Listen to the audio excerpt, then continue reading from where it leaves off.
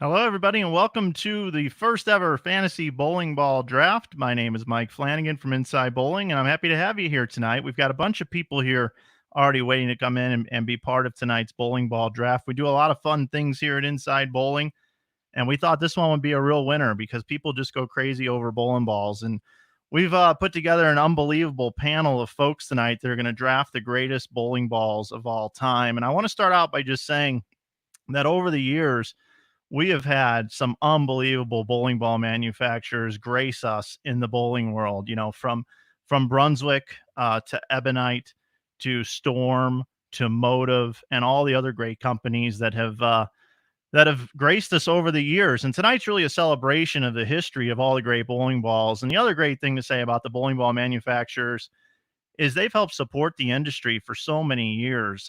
They've given back by sponsoring players, sponsoring events, tournaments, and they've kept bowling going. So we want to really thank the manufacturers here tonight, all of them, for everything that they've done for bowling. So it's a true celebration of that. Now, tonight, everybody, I got the best seat in the house tonight. I truly do. We have put together a group of people that are going to donate their time here tonight, and they're going to tell stories about these bowling balls.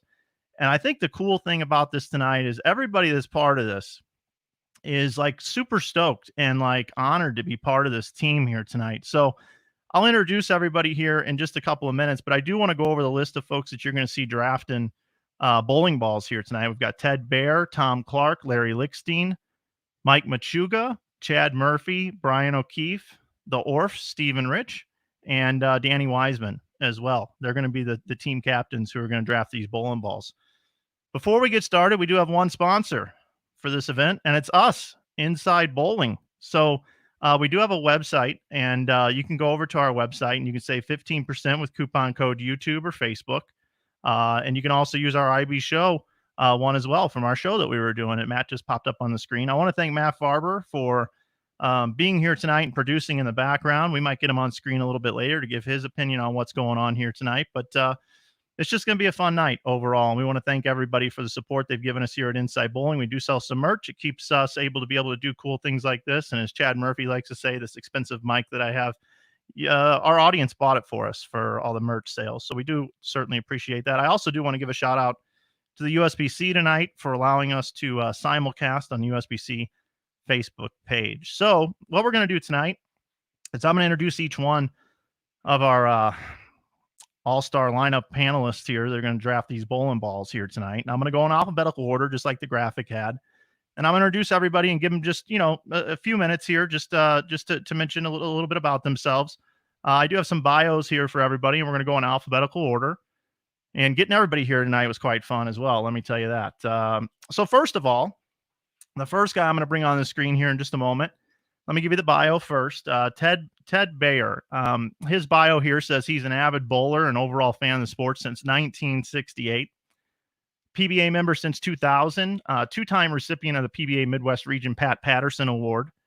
Bowled in 26 national PBA tournaments. Past owner of 3 bowling centers. He's a member of the Omaha, Council Bluffs, and Nebraska Hall of Fames. That's pretty incredible. He served on the board of the International Bowling Museum and Hall of Fame. He's the co-proprietor with J.C. Kramer of the Omaha Bowling Museum, which has collected over 2,000 vintage undrilled bowling balls and memorabilia, the biggest collection I've ever seen. And that's the biggest reason why this guy's here tonight. And he's a member of the Omaha, Nebraska, and USHL Hockey Hall of Fames. And I didn't know that one. Let's introduce everybody to Ted Baer. Let's bring him on the screen now, Matt. Hi, Ted. How you doing? Good. How about you guys? We're all doing well, and we're glad you could get here tonight as you were the last guy in tonight for drafting these bowling balls. Tell everybody how excited you are about being part of this tonight. I'm so excited I couldn't get on. No, I've been looking forward to this for the past week or week and a half since I found out about it. I think this is great. Super cool.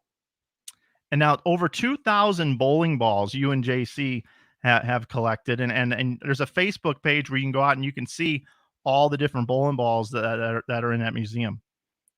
Yeah, it's about 20 years of collecting, so on both sides, both of us, and it's a passion that we both have. Yeah, it's really cool, and we're really happy that you're here tonight. Looking forward to seeing what bowling balls you draft and the stories that you have for us tonight as well. Thanks for being here. Thank you. All right, up next here, and I had to do some digging on this one here.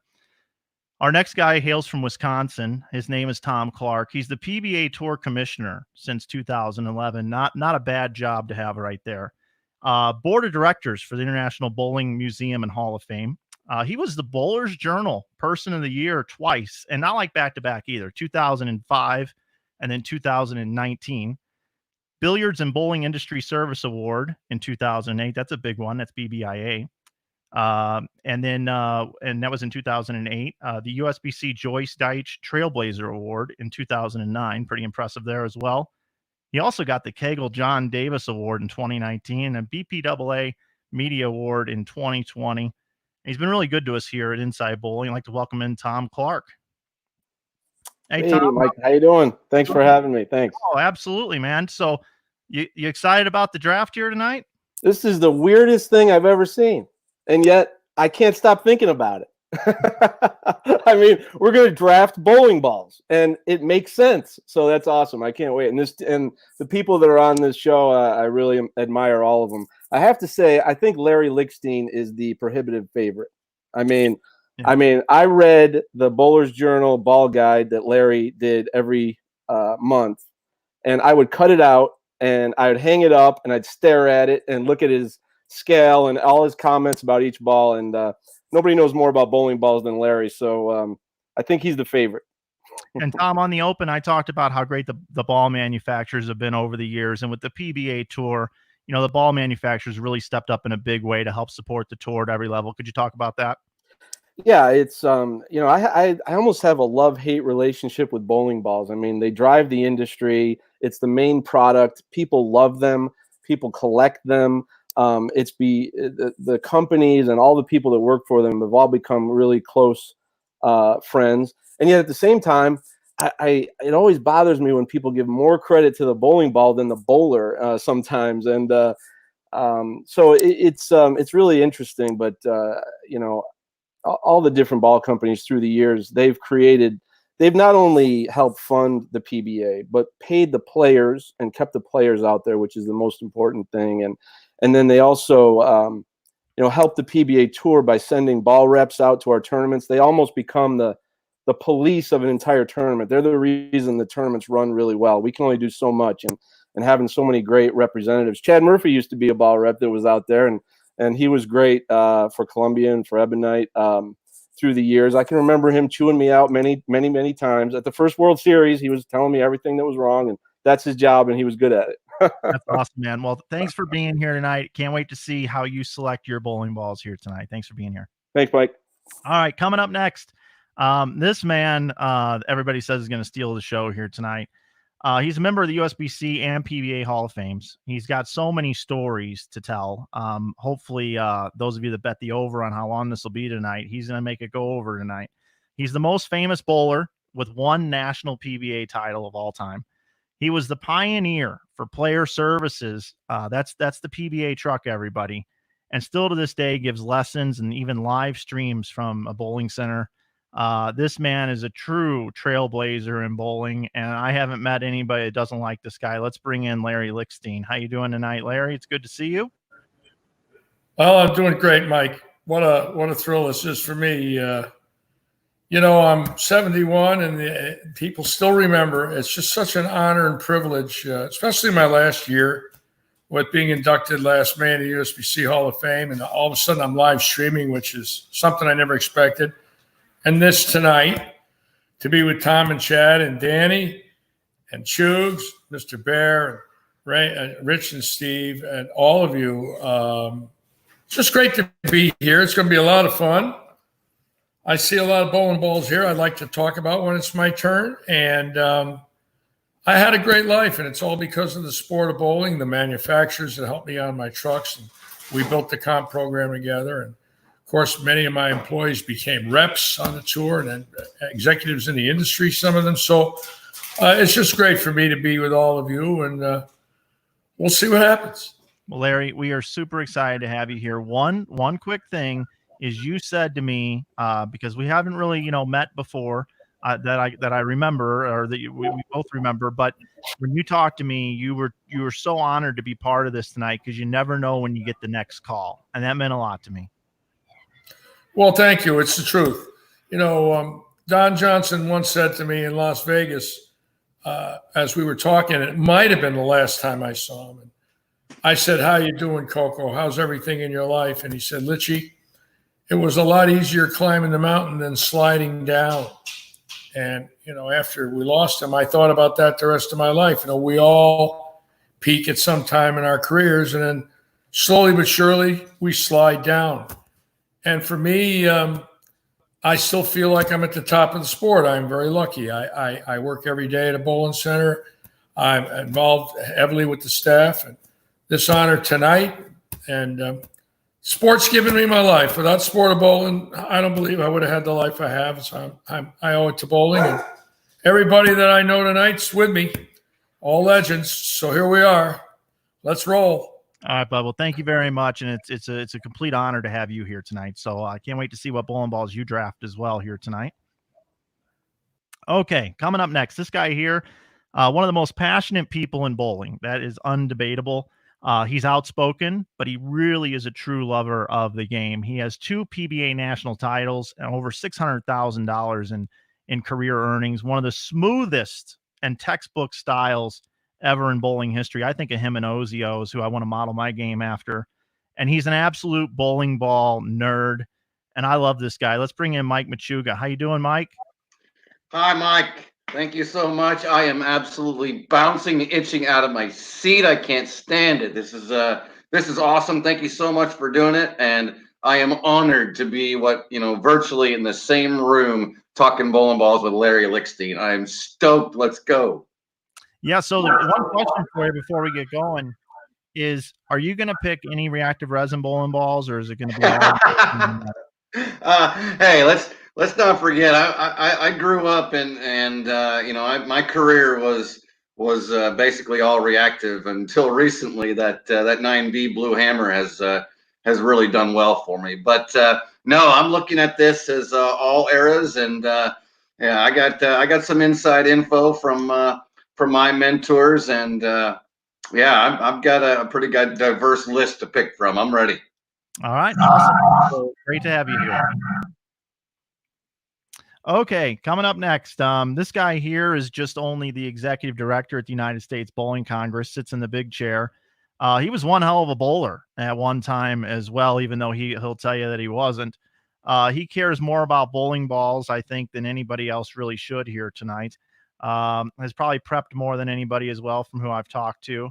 And he does have a degree, even though a lot of people say that he doesn't. He's got a degree in bowling, and I think that's the most important degree, because that's one of the degrees I have as well, and it's the only degree I have, actually. But this guy here is from Arlington, Texas here, and he's done so much for bowling in such a short time. Let's bring in Shad Murphy from the USBC International Bowling Campus. Nice to have you here tonight. Thanks for having me, Mike. Really excited to be here. I don't even know what you say in an opening with, after Larry Lichtenstein and Ted Baer. I've been in Ted's Omaha Bowling Museum, and I spent a lot of time following Larry and the Ball Guide. So I'm just going to try and keep up with those guys tonight. I look forward to the stories that go along with the bowling balls, but really honored and really appreciate you guys thinking about me and the invite. So can't wait. You're working late there in the office tonight. It's going to be a late night getting home tonight. Back to the manufacturers, though. I talked to Tom about this already, but the manufacturers have also been very supportive of what goes on where you're at as well. Yeah, I mean, and if you really think about it, one of the things you do when you think about this ball list, you go to the ball approval list and you look at all the balls that are there, and there's so many good ones that have sold over the years. There's this other group of balls that have performed over the years, but their support is the lifeblood of this industry in a lot of ways, especially on the competitive side. From youth bowling all the way to the PBA Tour, these gentlemen, their staffs, they support it, they finance it, and of course they compete within it. And so a lot of great people doing a lot of great things at the manufacturers. So look forward to talking about some of their products tonight, the very maybe legacy pieces, some more modern pieces, and everything in between. But yes, for sure. All right, Chad. Well, thanks for being here tonight. Can't wait to see how you draft your team as well. Coming up next, we've got this guy here is known as Deep. He's a junior team USA coach. He's the McKendree director of bowling, and they've had a pretty good record since going into there. That's for sure. He's better known for being Shannon's husband. He also was one hell of a collegiate player and was a force in amateur tournaments, including the World Team Challenges. And I didn't know this until coming in tonight, but he's also lost some Super Bowls consecutively as well. Let's bring in Brian O'Keefe, otherwise known as Jim Kelly, tonight with his jersey on. Nice to have you here, Brian. Thank you, Mike. I appreciate the proverbial Shannon O'Keefe husband comment. So, you can't go more than 2 seconds without that. So I appreciate you getting that in quick. So it's out of the way. Nobody needs to say it anymore. So yeah, I'm here for the one-liners. I can't compete with these guys. You start throwing around, just Litchi alone. And then you get into, everybody else I feel is kind of in the same category. Ted with his collection and the Orfs with their collection, they probably have more of a heads up.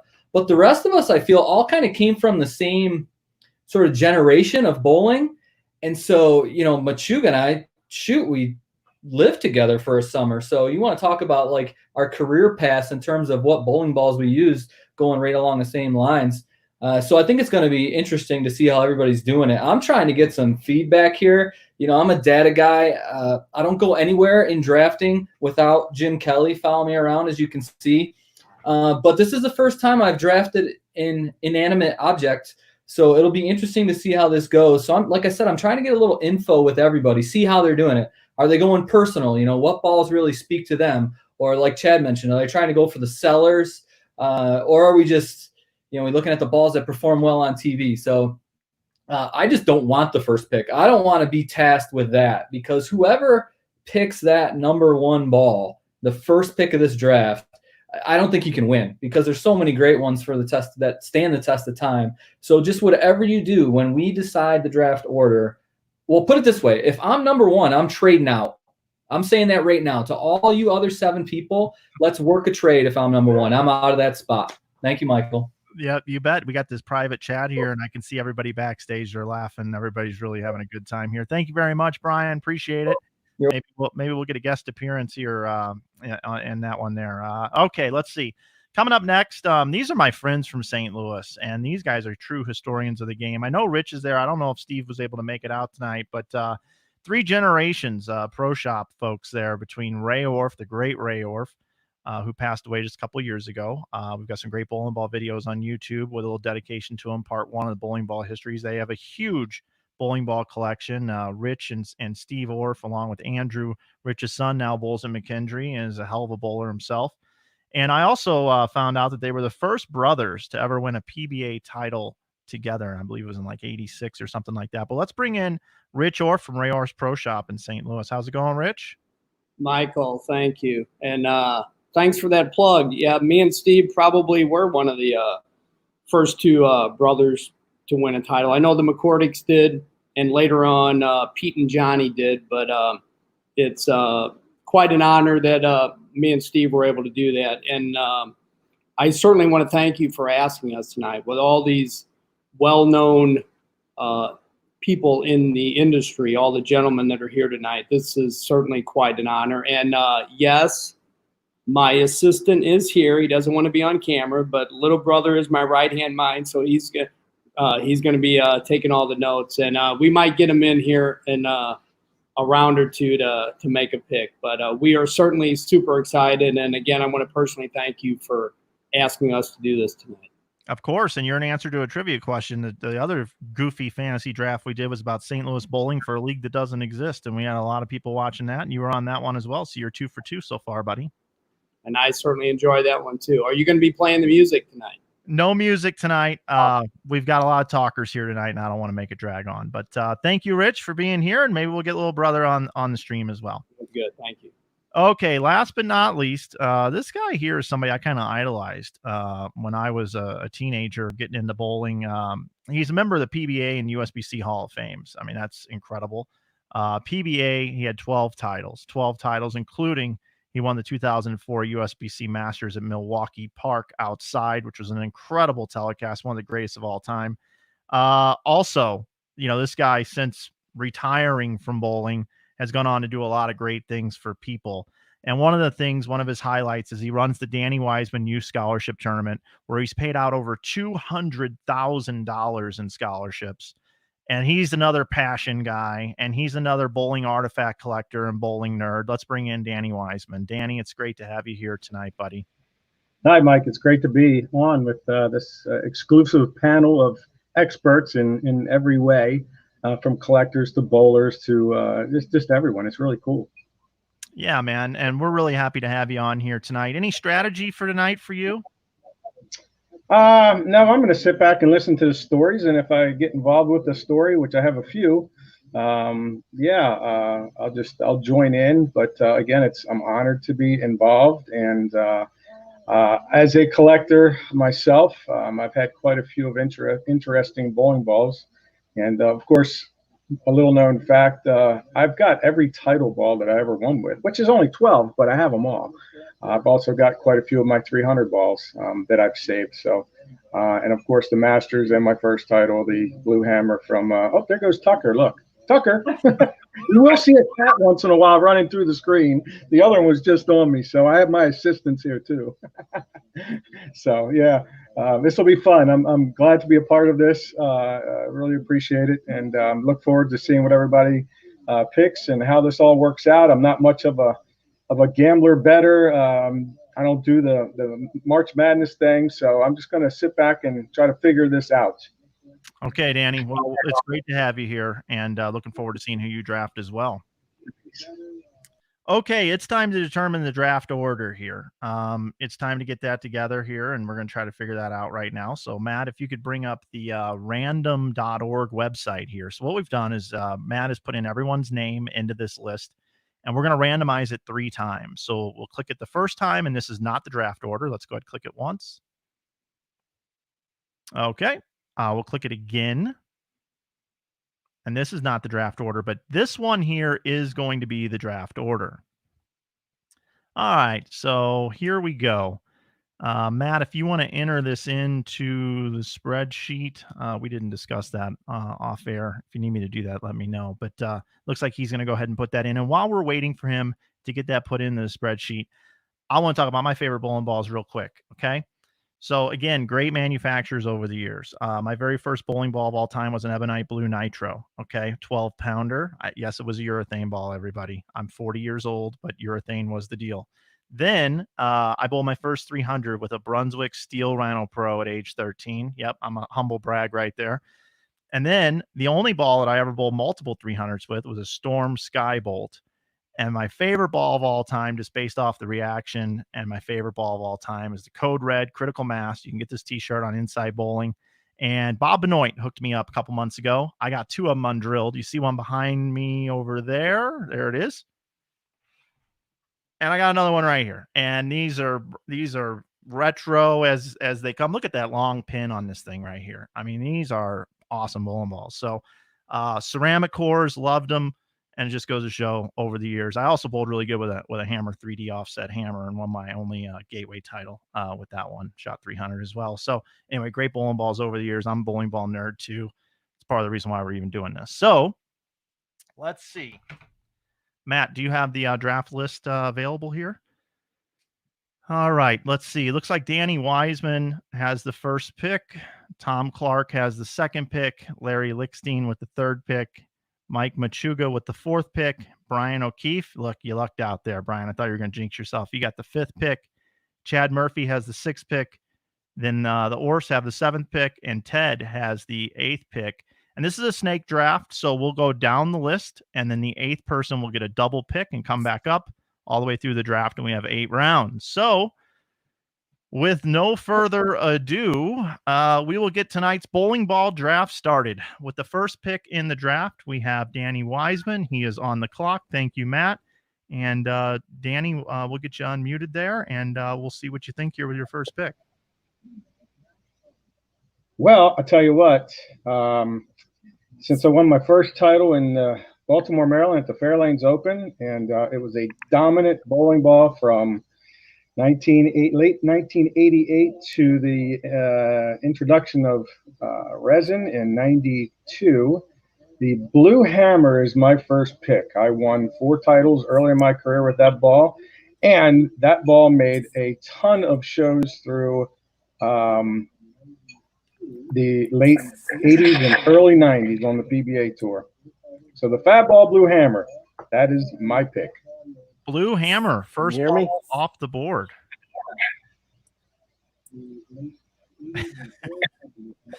All right. Well, Tom Clark is on the clock with his first pick now.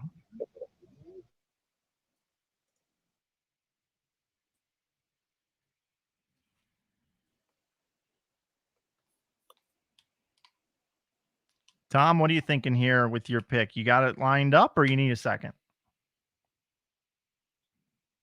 Oh, looks like he's got a little connection issue, of course, but that's okay. We'll work through that. Tom will be back. Every once in a while, he does so many of these live streams. I think his entire neighborhood gets mad at him for taking all the internet speed here. So right when it's Tom's pick, we'll get Tom back up on here. Let's wait for him to enter back into the studio. Just take just a second. All right, so we've got, let's see if we can think about this a little bit here. We got Danny Wiseman takes the Blue Hammer. Tom's up next, and Larry will be up third, followed by Machuca, Brian O'Keefe, Shad Murphy, the Orfs, and Ted. So let's see. We're just waiting for Tom to come back in. Might send him a quick text. I could do the old phone thing. He's the Mike Miniman of this draft. Let me see what happens here. We had to do this on Miniman's draft. Let's see if I can just get him on the phone for the for getting them going here. Let's see if I can get Tom on here. All right.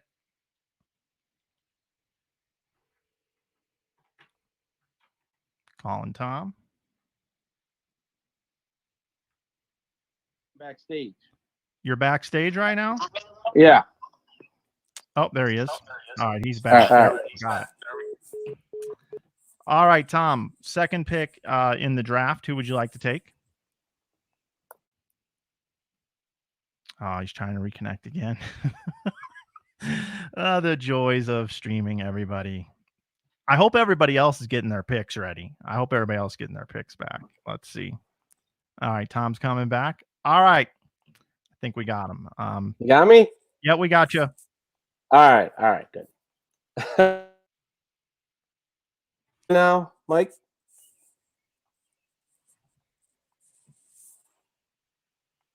Michael?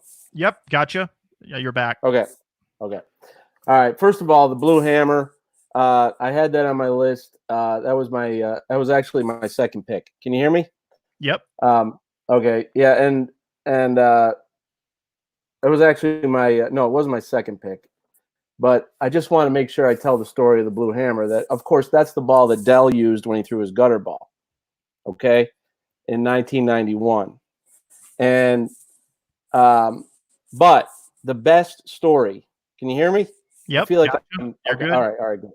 Okay. The best story about that Blue Hammer that Del Ballard used, and he threw that gutter, was in 2008. We were doing a 50th anniversary of the PBA, and we brought around a different display to every bowling center that we went to show the history of the PBA.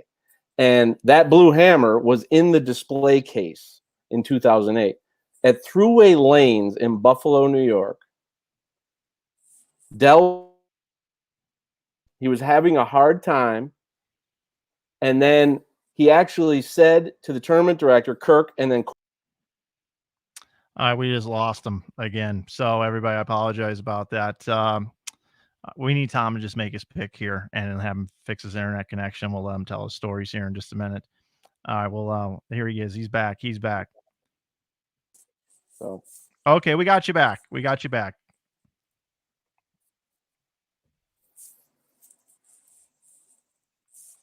Tom, can you hear me? Yep, we can hear you. Okay. I don't know if I'm going on here, but can you hear me now? Yep, we got you.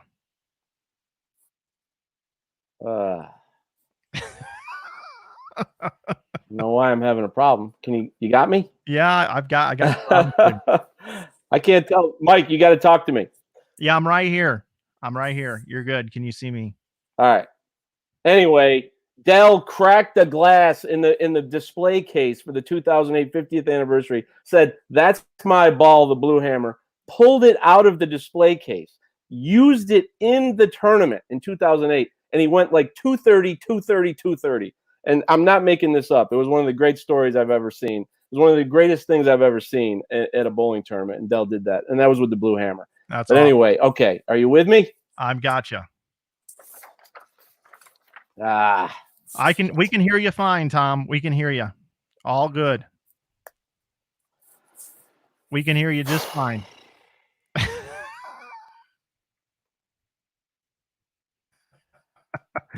There's one in every crowd. Okay, Tom, we can hear you just fine. We're going to get him to reset his internet or something before his next pick. Maybe I'll just call him. We'll get this pick. That'll be the easiest way to do it. All right, I'm just calling him, guys. I don't know, man. Yeah, let's just do it this way for right now. Hold on. All right. Let's do it this way for right now. Who do you like with this pick? All right. Can you hear me on the air? Yeah, everybody can hear you on the air. No problem. All right, good. I got you plugged into the board. All right, forget my Blue Hammer story. No, it worked. Everybody heard you. You just couldn't hear me. Oh, okay. All right. So the Del Ballard Blue Hammer story worked. All right. Good. Yes, it did. All right. Well, in this second pick, I mean, there's one bowling ball that I literally love, and it made me love the game. And Glen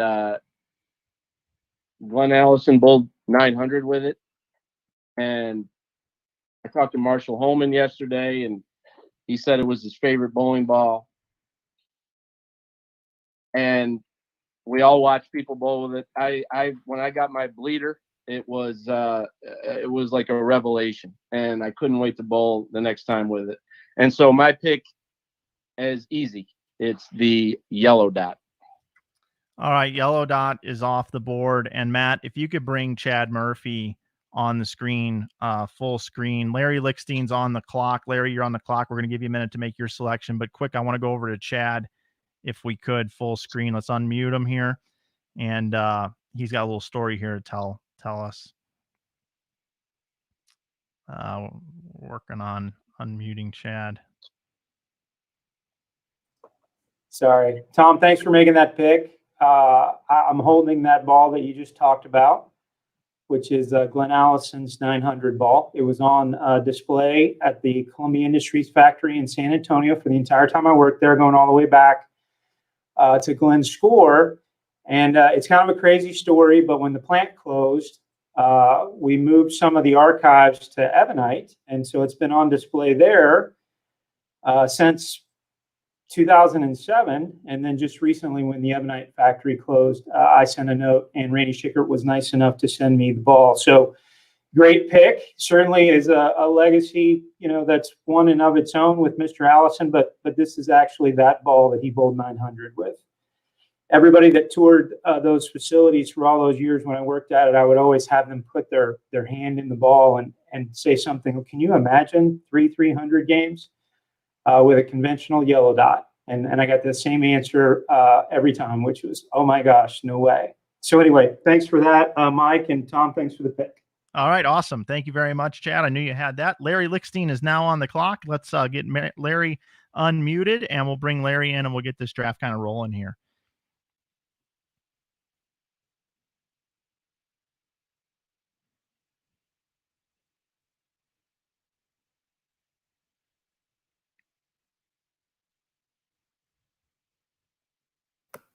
Mike, can you hear me?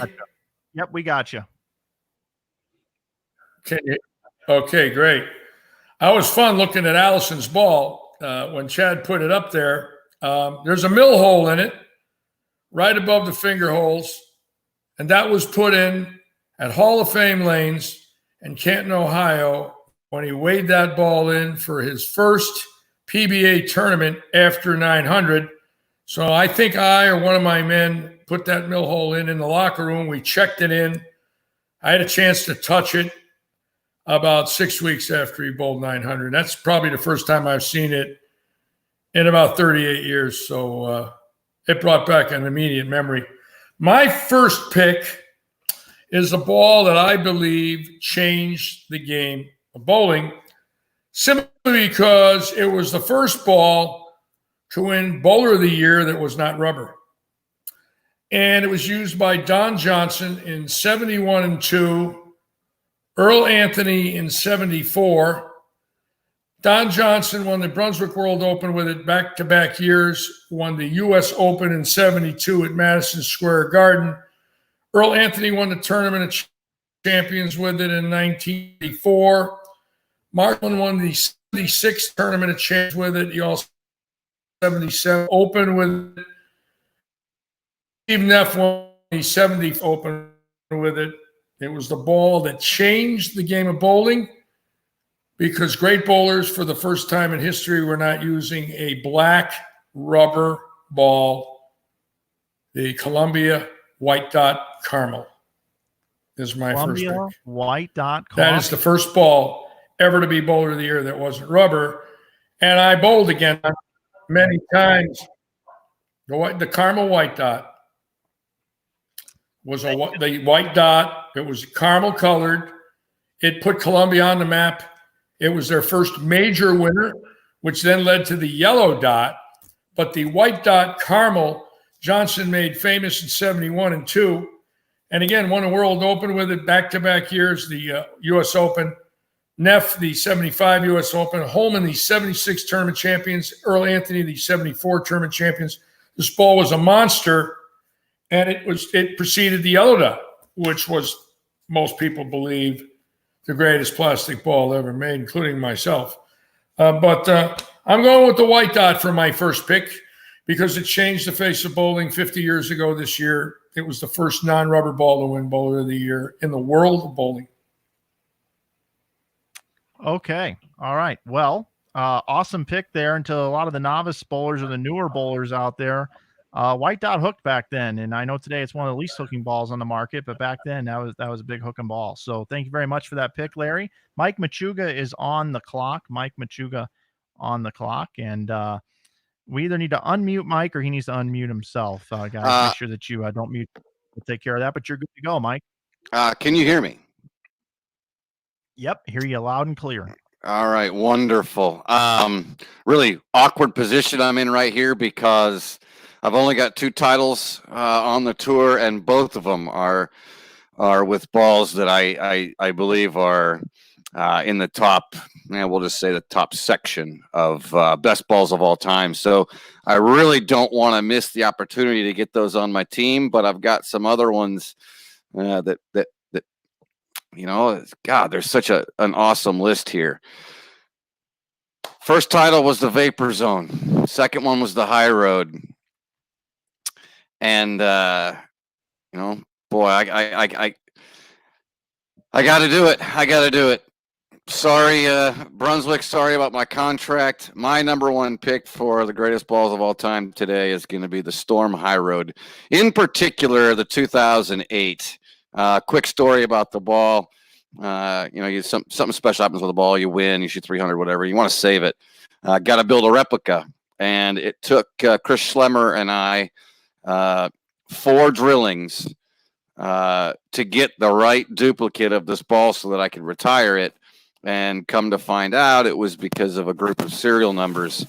So when we finally got that 08, I could finally rest the ball that I won my first title with. So Storm High Road on my team. Love it, Mike. Love it, Mike. And that ball has been, in the modern day era, that bowling ball has withstood the test of time. It's been in the line for, I believe, 10 years now, which is pretty unheard of these days with the Ball of the Month club that consumers have driven the industry towards. Okay, on the clock here is Deep Brian O'Keefe on the clock here right now. And Brian, what are you thinking here with the 5th overall pick? Hi, Michael. How's things going for you? All right? Yeah, we're doing good. We're doing good. We're starting to get in the groove now. So here in all sports, right? Siblings. There's been siblings who have always sort of risen to the top, and you have arguments. Who's the better? You have Peyton Manning. You have Eli Manning. So I am going after one of the siblings of the bowling world. It's a personal favorite of mine. Lots of times when we go to college tournaments, we don't let our kids have their phones out when they're eating. And so random questions always come about. And what's your favorite ball of all time always gets asked, and I always answer with the same one. It's still out there. It's funny that we've talked about Glen Allison's 900 ball, because this ball was the next 900 by Jeremy Sonnenfeld. So with my first pick, I'm going with the Blue Pearl Pulse, baby. Come on. There you go. And which one is that? Does that still fit you? Yeah, this is the one that I've had since about 95. It fits like crap, actually. I don't know I ever used it, but yeah, span super stretched out. Holes are ginormous, but that's probably why I need neck surgery. So yeah, take that. All right. Brian O'Keefe taking the Blue Pearl Pulse. Excellent pick there. Ceramic core ball there, near and dear to my heart. I had one of those. Love that ball. Shad Murphy is on the clock. Let's bring Chad in here. Okay. Right. So I'll try to be brief. I was going to use this time to try to swap a trade between Mr. Wiseman, Mike Machuca, and myself to get Michael that blue hammer, but I'll forego that because I just felt like he should have that ball in this draft, but I know why Danny does as well. Sometimes when I think about bowling balls, I think about their place in time among those other bowling balls in the white dot and the yellow dot, and you think about how long. And then even with Michael's pick with the high road, that's one that has kind of, stood the test of time. It's been in the line for a long time. My first pick is a little unorthodox, but hang in there with me for a second. This ball has been in the line since the late 80s, I believe. And it has done more good for bowling, I think, than a lot of balls that we'll talk about tonight, but it might not get its day in its sun. This is a 4-pound Bowler's Ed rubber ball that's used in PE classes all over the country and has been used in PE classes since the late 80s and early 90s. I give you some stats, how many curriculum, but a lot of first folks that come into bowling come in through PE classes, and this is the ball that they're using. And so the first ball that I'm choosing tonight is the Bowler's Ed 4-pound green for the draft. Bowler's Ed 4-pound green. Nice pick there. The 4-pounder. Bowler's Ed 4-pound green ball. Little surprise pick there, but makes a lot of sense. And if you didn't know, it also comes with some smaller holes on this side and a little larger on this side, so it can be used in varying sizes. But again, PE teachers have been teaching bowling for a long time. Some use softballs and milk jugs. Others use Bowler's Ed bowling carpets, which are full length, in these rubber balls. They bounce too, which is kind of cool. But anyway, thanks for the opportunity to push that one, Mike. I appreciate it. Yeah, it's a good one. That's a good one. Very, we didn't know we were going to need to have the wrap text feature in our Excel spreadsheet here, but thank you for making us look bad here on our Excel skills. We need Roger Nordic from the bowling campus to help us with our Excel spreadsheet. Okay, and coming up next, we got Rich and Steve Orr from St. Louis, Ray Orr's Pro Shop. Rich, you got a copy? I am with you. How are you doing, Michael? Good. Who do you like here with this 7th pick? Well, we've had some really, really good picks so far, and I don't know if Brian is mic'd up. Brian said earlier that he thought he could pick everybody's, everybody's first round pick. We saw the yellow dot, Glen Allison, 36 strikes for 900 with a polyester ball. Obviously, that was thrown out. We just saw Brian's pick with the Blue Pulse, which was the first 900 that was sanctioned. But we are fortunate to be here at our family store, and we are picking the Black Beauty, and it is kind of emotional for us. I do have it here. Little brother just handed it to me. This will be the only rubber ball to have 35 strikes in a row.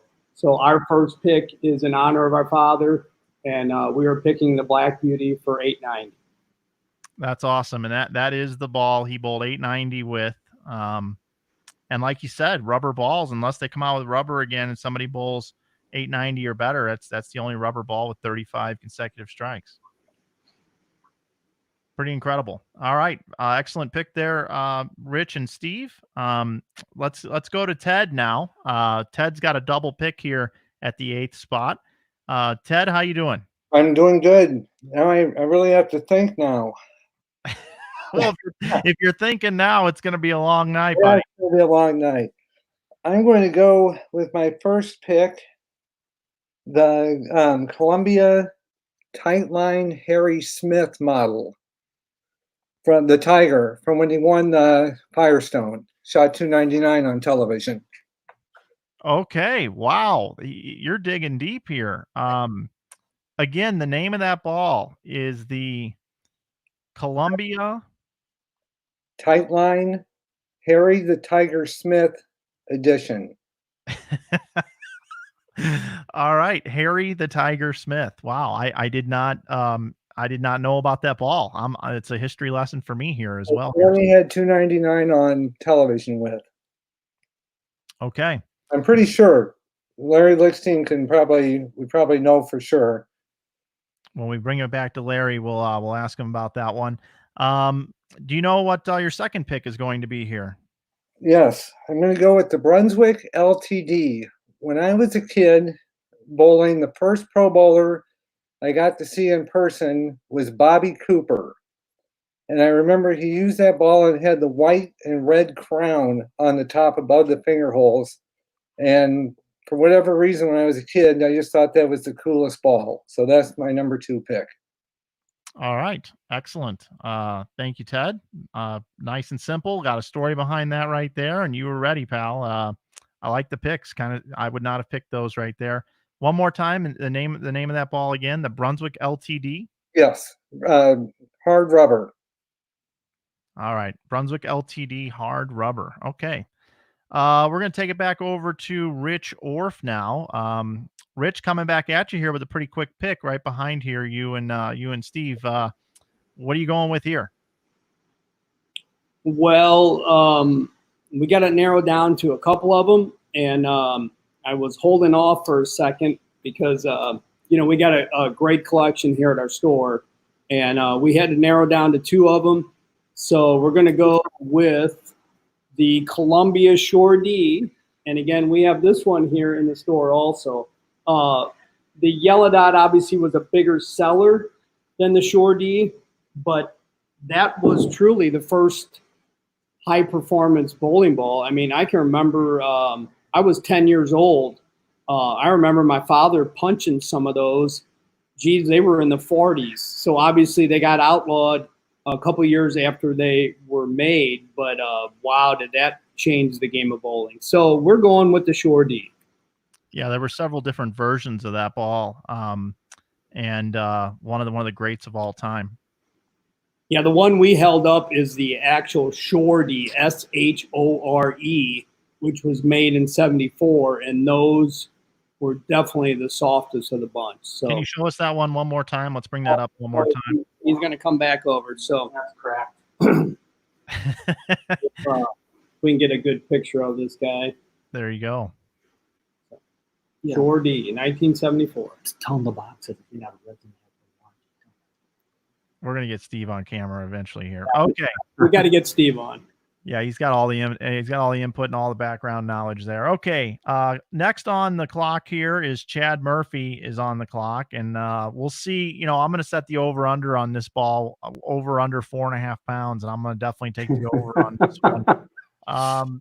Shad, what are you thinking here with this second selection? Yeah, I'm gonna take the road more traveled on this one. A lot of folks that I used to spend a lot of time with will remember that this one was near and dear to my heart. But the Beast line of balls was very popular for a long period of time too. Several iterations of the core, but the Beast itself was the one that started it. So the Beast Solid will be my second pick in the draft. the Beast Solid, and that was the purple one, right? That is correct. Okay. Can't go wrong with the Beast. And a little story behind that: Norm Duke bowled with it at Landmark Lanes against Brian Goebel and lost with the highest losing score on television, right? I think it was the same one. Okay. Coming up next, we got Brian O'Keefe. Brian is on the clock now. Yeah, Mike, I got to jump in real quick.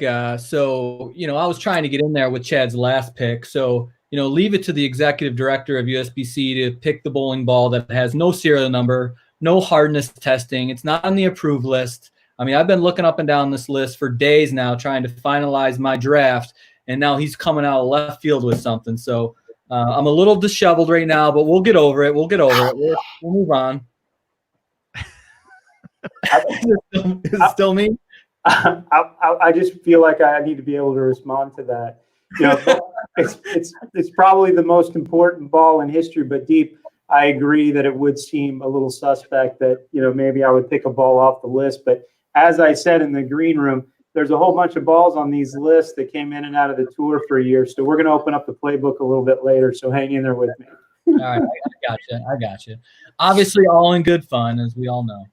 All right, so I'm gonna stray away from my path a little bit. So it seems like the overall sense of this draft so far has been, game changers, and not necessarily, maybe Danny's first pick, picking that blue hammer. I had him pegged for that from the word go. But everybody else is really going with balls that revolutionize the game.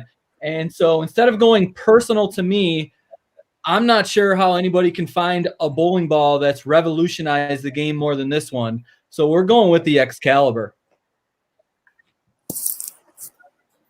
I like the pick, the Excalibur. Mark McDowell, known for the Excalibur and his title with the Excalibur, and obviously the reactive resin. What they say was a mistake. They didn't realize that was material that was going in there. From what they understand, it revolutionized the game. I like the pick a lot there, Brian. Thank you, Mike. I appreciate it. All right. The man with so many words, and in response to Ted's pick there with the tiger down there, Larry Lickstein's back with us. Larry, anything? Oh no, wait a minute. Sorry, I'm mistaken. It's Mike Machuca's turn. We'll get to Larry here in a moment. Michael Machuca, what would you like to take here with your second pick?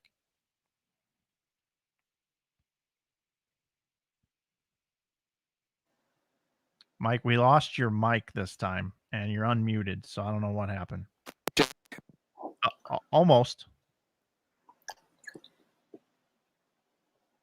Yeah, still nothing. You might want to take the mic off again.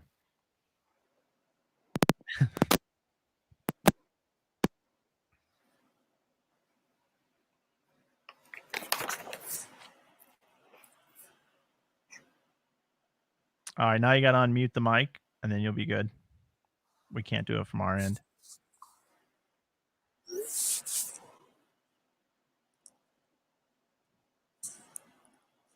This is what I get for skipping him over and going with Larry.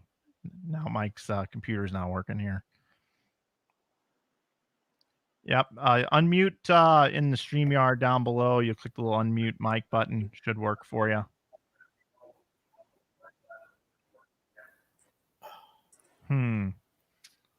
All right. Let's see.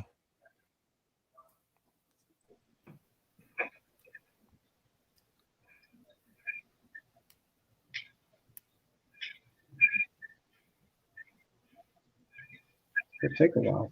All right. Well, while we're working, yeah, no kidding. Yeah. I can just call you, and then we'll try to figure that out before your next pick.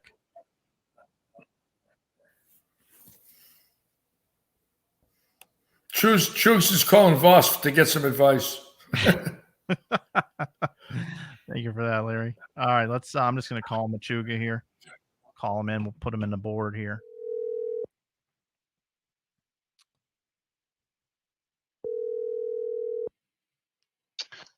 Yeah, I don't know what's going on. All my video looks fine, and Yeah, the little microphone down below is just checked off as unmute mic. And your screen there where you see your picture of yourself, there's a now it might work. Oh, I think we're Okay, good. I think you're back.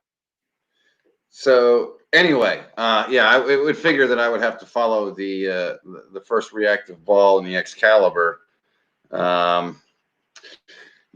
But to save my time, since I botched up my sound, I got to go with title number 2, original Brunswick Vapor Zone. Vapor Zone, I like the pick, and we've got everything working now. You don't need the phone, so you're good now. And we'll mute your mic for you, so you don't have to press anything, so we'll be good. Okay, so Mike picks. I mean, those are 2 great picks for Mike. I mean, he's got his 2 PBA titles out of the way, got the balls that he wanted right there. That Vapor Zone. Mike Miniman won a title with that ball, and Mike Rose Jr. went on a huge run at the USBC Open Championships with that ball. And he only used it at the tournament, and I believe he's 3rd overall in all-time averages at the Open Championships, and a lot of that is because of the Vapor Zone. So that's awesome. Larry Lickstein, are you ready to go, pal? Go. All right, Larry, what do you got to say here about these picks, Okay. and who do you want to take? Well, okay. I was really happy that Rich got the Black Beauty because I bowled against Ray with that ball in 72. And there's not many of us that touched his and Glen Allison's. And I had a chance to bowl Ray in the match play in 72 about late October. So I'm glad Rich got that Black Beauty. But I was privy to seeing a lot of balls being invented naturally in my position. And I consider the ball that really changed the sport of bowling to be the Black Angle. And the history was simple. AMF summoned a man from Massachusetts Institute of Technology named Edmund Leary, who was a physicist. And he came to Bradley Bowl after the 1980 U.S. Open Finals and tested it on 43 and 4 with Jack Andolina, Jay Robinson, Joe Berardi, Freddie Connor, and they all had yellow dots. And then we drilled the yellow dots for them, even though they were on the AMF staff. And then he had this ball that was going to be the Black Angle, and they were standing 15 left of where they were with the yellow dot, and they came running out to the bus as we were loading it to get to the next tournament. And said, you got to see this, you got to see this. And I came down and looked, and I couldn't believe what I was looking at. And in March of 81, they introduced it in Toledo and handed out 500 of them. Then a week later at Weber's in St. Louis, then up to Milwaukee and in Toledo and then to Akron. And then, of course, that ball took away the stranglehold of plastic and rubber. Again, it was the first ball to beat up plastic and rubber. So my pick is the first urethane ball built by a major manufacturer to change the sport of bowling. They changed the sport of bowling by putting a surface on a ball that, even though it was hard, 77 or 78, the coefficient of friction was overwhelming compared to the yellow dot or the LT48, which were soft. This thing out hooked them 10 boards. So the Black Angle is my pick, ladies and gentlemen.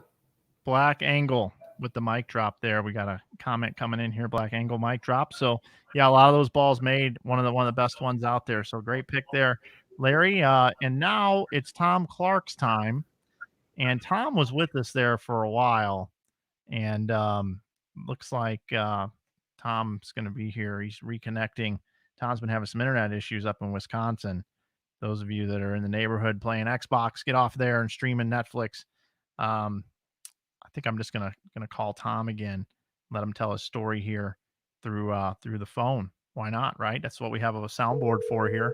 Always prepared here at Inside Bowling. Hey, Tom, we got you loud and clear here just through the phone as you're trying to work through this. Okay. No problem. So talk away. What did Larry take? Larry took the Black Angle. The Black Angle. Okay. All right. Well, I'm sorry about my Wi-Fi. I don't know what's going on, but hopefully this ball is still available. But this was on my board as my second pick. It's my favorite personal ball from a scoring standpoint, and the best PBA show that maybe I ever saw when I was a kid. 1984, Bo Burton. It was actually the Angle Open, and yet he was using this ball, and he broke the record. He was unbelievable, and everybody had to have it. And you know, it was the Black Hammer. And the thing about the Black Hammer that I'm not sure if everybody knows is that they, besides creating a great ball that is a legacy ball, they figured out where to put the logo so that it showed up on TV in the perfect position. And so people would always use bowling balls and maybe not know what the actual ball was based on where the logo was on the ball because it was hidden. The Hammer figured out where to put that Hammer logo, and when Bo used it, it was unbelievable, and it just changed the game. So my pick is the Black Hammer. Excellent pick, Tom. I like the pick a lot. Black Hammer, and you're right with that logo placement, really important in marketing of bowling balls, and that's a good catch there. So Black Hammer for Tom Clark, and it looks like his internet connection might be back. So when we come back around, we'll try you, Tom, again on the screen. Okay, with a double pick. It's been a little while. The man from Baltimore. A lot of people don't know this, but he took down Michael Phelps and Babe Ruth recently in a bracket. But Danny Wiseman is up next here on the clock. He's got a double pick. Danny, what do you like in here? And it looks like you need to unmute yourself. There you go. Yeah, I had to bring up that thing we did in Baltimore, huh? Okay. Anyway, real quick story, Brian. The Blue Hammer, everyone was chasing that ball back in the day. The formula that they had, that Fab Ball came up with, that ball actually was a game changer for the urethane days, along with the two-piece core, which goes back to the Black Hammer that Tom just mentioned. And Mike, I sent you a picture. Matthew, I sent you a picture. I have the 603rd ever made Black Hammer with the old Fab logo in it. Look in your messenger and maybe pull that up on there. I saved that from my pile, and I think I might have sent some balls out to Tom, Ted Bear, too, an old, or maybe to the Hall of Fame. I sent one that was an early one, like 683rd made. So okay, let's get on with these picks. I'm gonna pull out another ball I feel that was a game changer back in the mid 70s. It was not mid 70s, early 80s. I actually shot my first 300 with it in 1983 when rubber was still around 81 or one of them years. The Johnny Petraglia LT48. And this ball from, now Litchie could probably help me out here. It was made with, I believe the core was walnuts ground up, and it also had some of it in the rubber shell. And it actually outhooked everything. It made the yellow dot look like it went straight. And that ball actually was a changer of the environment in bowling back in the 70s. And Johnny, of course, became a great friend, great bowler, Hall of Famer, and namesake ball for him. And that's my second pick. Hey, Danny, real quick, found out a little bit about that ball while doing some research for this, that the guys on the tour were actually looking for different logos on those LT48s. I believe the block letters were the ones that were preferred over the italic. Is that correct, Larry? Yeah, I heard that too. Litchie's talking, but one made by Brunswick that they brought to Notke's Bowl in the fall of 75. They had them delivered there. They brought a couple hundred down from Muskegon, and they were block letters. And Notke's had just resurfaced the lanes, and these things had so much walnut in them and gum rubber in them that they were leaving black streaks in the heads. And Mr. Notke came to Harry Golden and said, "We don't want that ball to be used. They're ruining our lanes." And they actually banned it in tournament one. A lot of people don't know that. It was destroying the lanes. It looked like you were riding your bicycle, you slammed on the brakes, and you left a black streak when you were a kid. That's what the black letters was doing to the heads at Notke's. So the PBA dumped it in tournament one. They went back to Muskegon with him and changed the cover a little bit, took some of that stuff out of there, whatever it was. And, of course, none of you would know that because none of you were born then, but I know that. I would, yeah, okay, all right. So So yeah, that's a good story. This ball that I've had in storage, that cover on this thing would probably hook at your toe right now. I got a picture of it on my phone. I don't know if it'll come up on there. Let me get this thing in there. 1/8/1983, 300 game. There it is. I like how That you thing have your name on there. You got your name in Yeah, there. yeah, they used to do that. That was cool. You know, back in the day, they give you your little name on there, and yeah. So I thought that ball was a game changer, along with the yellow dot and then the Excalibur. Every era has had its bowling balls that have changed the environment, and then you've had to adapt to the environment with your physical game if you did it for a living. It was an ongoing process. My third pick. I'm going to go, since I watched this guy just run over everybody with it in the mid 90s. It was a little bit farther in with the reactive resin, but Walter Ray Williams Jr. And that danger zone that he threw, the same ball that had a track in it like railroad tracks after a while for a number of years. He just ran over everybody with this thing, and of course other guys did too. But I'm gonna pull the Brunswick Danger Zone out from, I think it was 1990, 95 or 6. I think it came out. Maybe somebody can correct me on that, but it was mid 90s. It was after the Teal and the Rhino Pro, but that ball was phenomenal. Danger Zone. Yeah, Parker Bone also made that ball look pretty good on TV. It looked like that ball just kicked to the right. Of course, you had variations of it too, which would go back into what Chad was saying earlier with the different riser pins. Different colors did different things, but it all had the Danger Zone logo on it. But I believe the original Danger Zone had a red pin, and that was the ball that we were just in awe. Walter Ray would just throw that every week, and it was incredible. Thank you, Danny. Moving on to Tom Clark. Let's get Tom Clark up on the screen. Tom, you got a copy? Yes. Okay. All right. It's amazing. It's amazing that it actually worked. That's the biggest story here. All right. You know what? Okay. The LT48 is gone, right? I had a long conversation with Carmen Salvino about that bowling ball. And Larry probably knows about this story, but Dave Sutar is a key to the success of that bowling ball. And Johnny Petraglia kind of lucked into it, believe it or not. It's a great story, but I'll let somebody else tell it. Larry can tell it, but Carmen let me know. But speaking of Carmen, I had a long conversation with him. He's a brilliant chemist, in addition to being an incredible bowler. His favorite ball, and the ball that he likes his name on more than any other, is the Mark 10. And Wayne Webb won a TOC with it. Steve Cook won a TOC with it. Earl Anthony won a couple tournaments with it. And anybody that knows Carmen, it's not a short conversation. It's a long conversation. And he basically told me that Mark 10, the Brunswick Mark 10,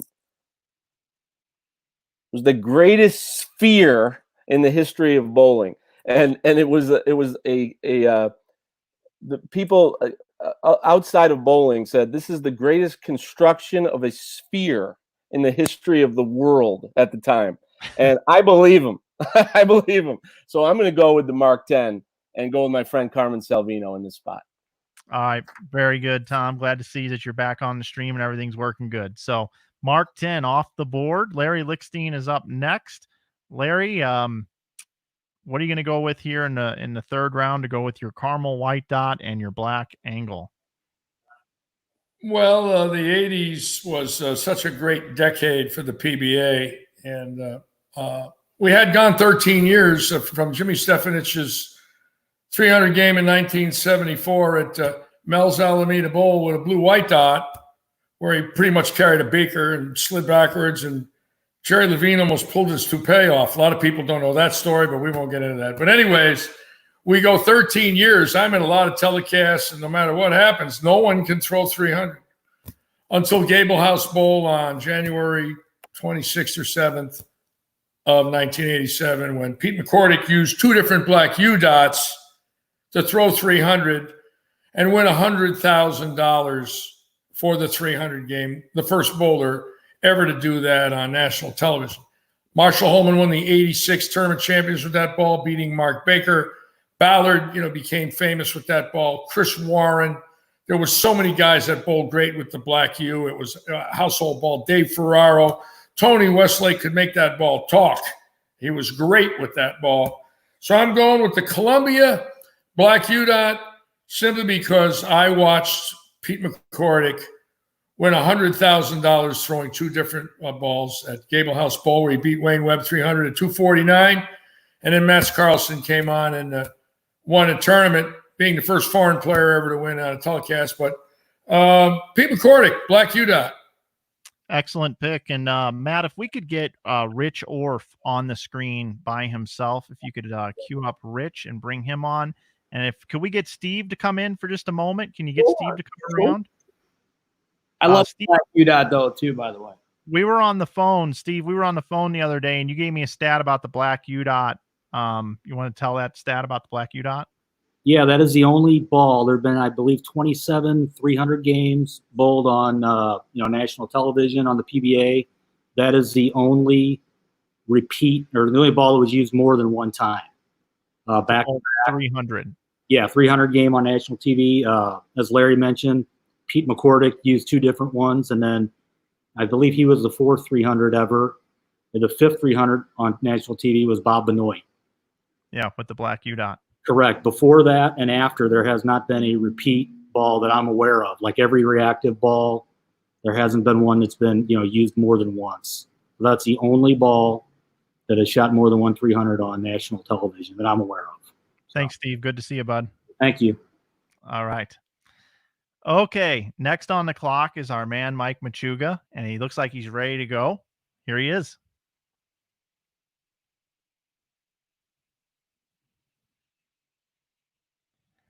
Now, here we go. Everything's good on our end except for the mic's just not working. And then, like, when you unplug the mic, it muted your microphone last time. Just unplug the thing. Yep, then it muted your mic, so unmute the mic. I don't know what's going on with that thing. Little computer glitch or something. Okay, how about now? Yep, we're good. We'll just go with this from now on. Okay, well, I had three lined up, and Litchie took one. But I'm going with probably what I would think is the biggest staple of what a bowling ball is. It was probably used for 40 years. And I'm sure it would not be uncommon to find them still on house racks everywhere. I'm going to go with the Brunswick Mineralite. Brunswick Mineralite. All right. The old Mineralite. Yeah, those things are everywhere. One of the most durable balls of all time. If not the most durable ball of all time. Surprised you don't have one in your bag when you go to the Masters. Well, I have one. It just hasn't made the tournament travel list yet. I think they make like 2 grit Aberlon pads for that thing for you. We'll have to get you some of those. You need a file. There you go. Some screen. Okay. Next up on the clock is Deep Brian O'Keefe. I see him in his war room there. He's been working up his picks. Brian, who do you like here to go with your Blue Pearl Pulse and your Excalibur? Yeah, I'm going to say it again, Michael. I mean, the nostalgia in this room is just overwhelming. And I think, I feel like I need to support some of the younger generation here, that there's bowling after like 1984. Does anybody realize that in this room? So I'm sticking with my mid 90s. That was my go-to era. I had a lot of good balls back then. I threw a lot of Columbia equipment then. And I really liked fish a lot back in those mid 90s. So I'm going to go with the good old faithful Cuda C. Oh, the Cuda C. All right. Another ceramic core. You've got 2 ceramic core balls right now. Yeah, that's my MO. I don't want to drill into. I mean, it's just impossible to drill. That's what I'm going with. The hardest bowling balls to drill. That's what I'm picking. Solid or pearl? Cuda C. Solid or pearl? The solid, right? Cuda C. Yeah, just an original Cuda C. Burgundy. Yep. And Burgundy, yeah. Brian, I do have this ceramic core ball in my hand right here. If you'd like to, shoot me a PM or drop into my DMs. I might be able to make a deal on this for you. It's a pretty similar ball right here. I had a few of those as well. All right. Next on the clock. Seems like it's been forever ago, but Shad Murphy is now on the clock, and let's see what kind of doozy he pulls out here to go with his beast and his 4-pound physical education ball. Actually, I'm gonna segue. I have in front of me here exactly the ball that Brian just picked, and he stole it from me. But this is a 16-pound Cuda C that it's blank. This was actually the millionth ball that came off the production line in 1995. You can see the October 12th at 3:26 p.m. In the picture there. So this is something that I kind of kept when I left the Columbia plant as well as a memento. So Brian, you stole that one from me. So I'm going to go off-roading here a little bit. I ask my kids every day to learn something and have fun. And so I have already learned a few things tonight that I didn't know. So if it's okay, if you'll bring Larry Lickstein back in. Larry, I'd like you to, I'd be honored if you'd make a pick for me and tell a little story related to it. Is Litchy still there? That's going to be bad time. There you are. Litchy, are you there? Yeah, I'm still here. So, Litchy, if you don't mind, tell us. Yes, I am. That's very nice of you. And if I could, I know you had. I'll give you a story. Okay, go ahead. Okay. Well, there's so many good ones that have been picked already, but here's an interesting statistic. Brunswick is the only company in business that was making balls, even though they've been bought out. And even though they moved the plant to Mexico, they're the only company in business today that produced balls in the 40s, 50s, 60s, 70s, 80s, 90s, O's, teens, and 20s. They're the last one standing. So when you think of the Mineralite and the Black Beauty and the LT48, they're great bowling balls. Their first reactive resin ball, the Purple Rhino, which came out in the 1992 tournament champions. And then, of course, they had a bunch through me in the locker room, and that was their first resin ball. And Brunswick has done, and I think Tom Clark would agree with this, and probably everybody on the panel, considering that they produced the balls that Andy Verapapa and Joe Willman threw, and Ned Day and Buddy Bomar in the 40s, and then in the 50s, Salvino was on the staff. And of course, then other companies came in. But without Brunswick, where would any of us be? I honestly believe they are the mainstay of the industry when it comes to manufacturers, which this show is devoted to. So I like the Purple Rhino, Brunswick's first resin ball. Yeah, that's the Rhino Pro, right, Larry? The Rhino Pro? Yeah. Rhino Pro, purple. And it was a very good ball, very well received. But it was their first resin ball. And like I said, they've been building balls now, I think in next 2 years, 80 years since they started to build bowling balls in the early 40s.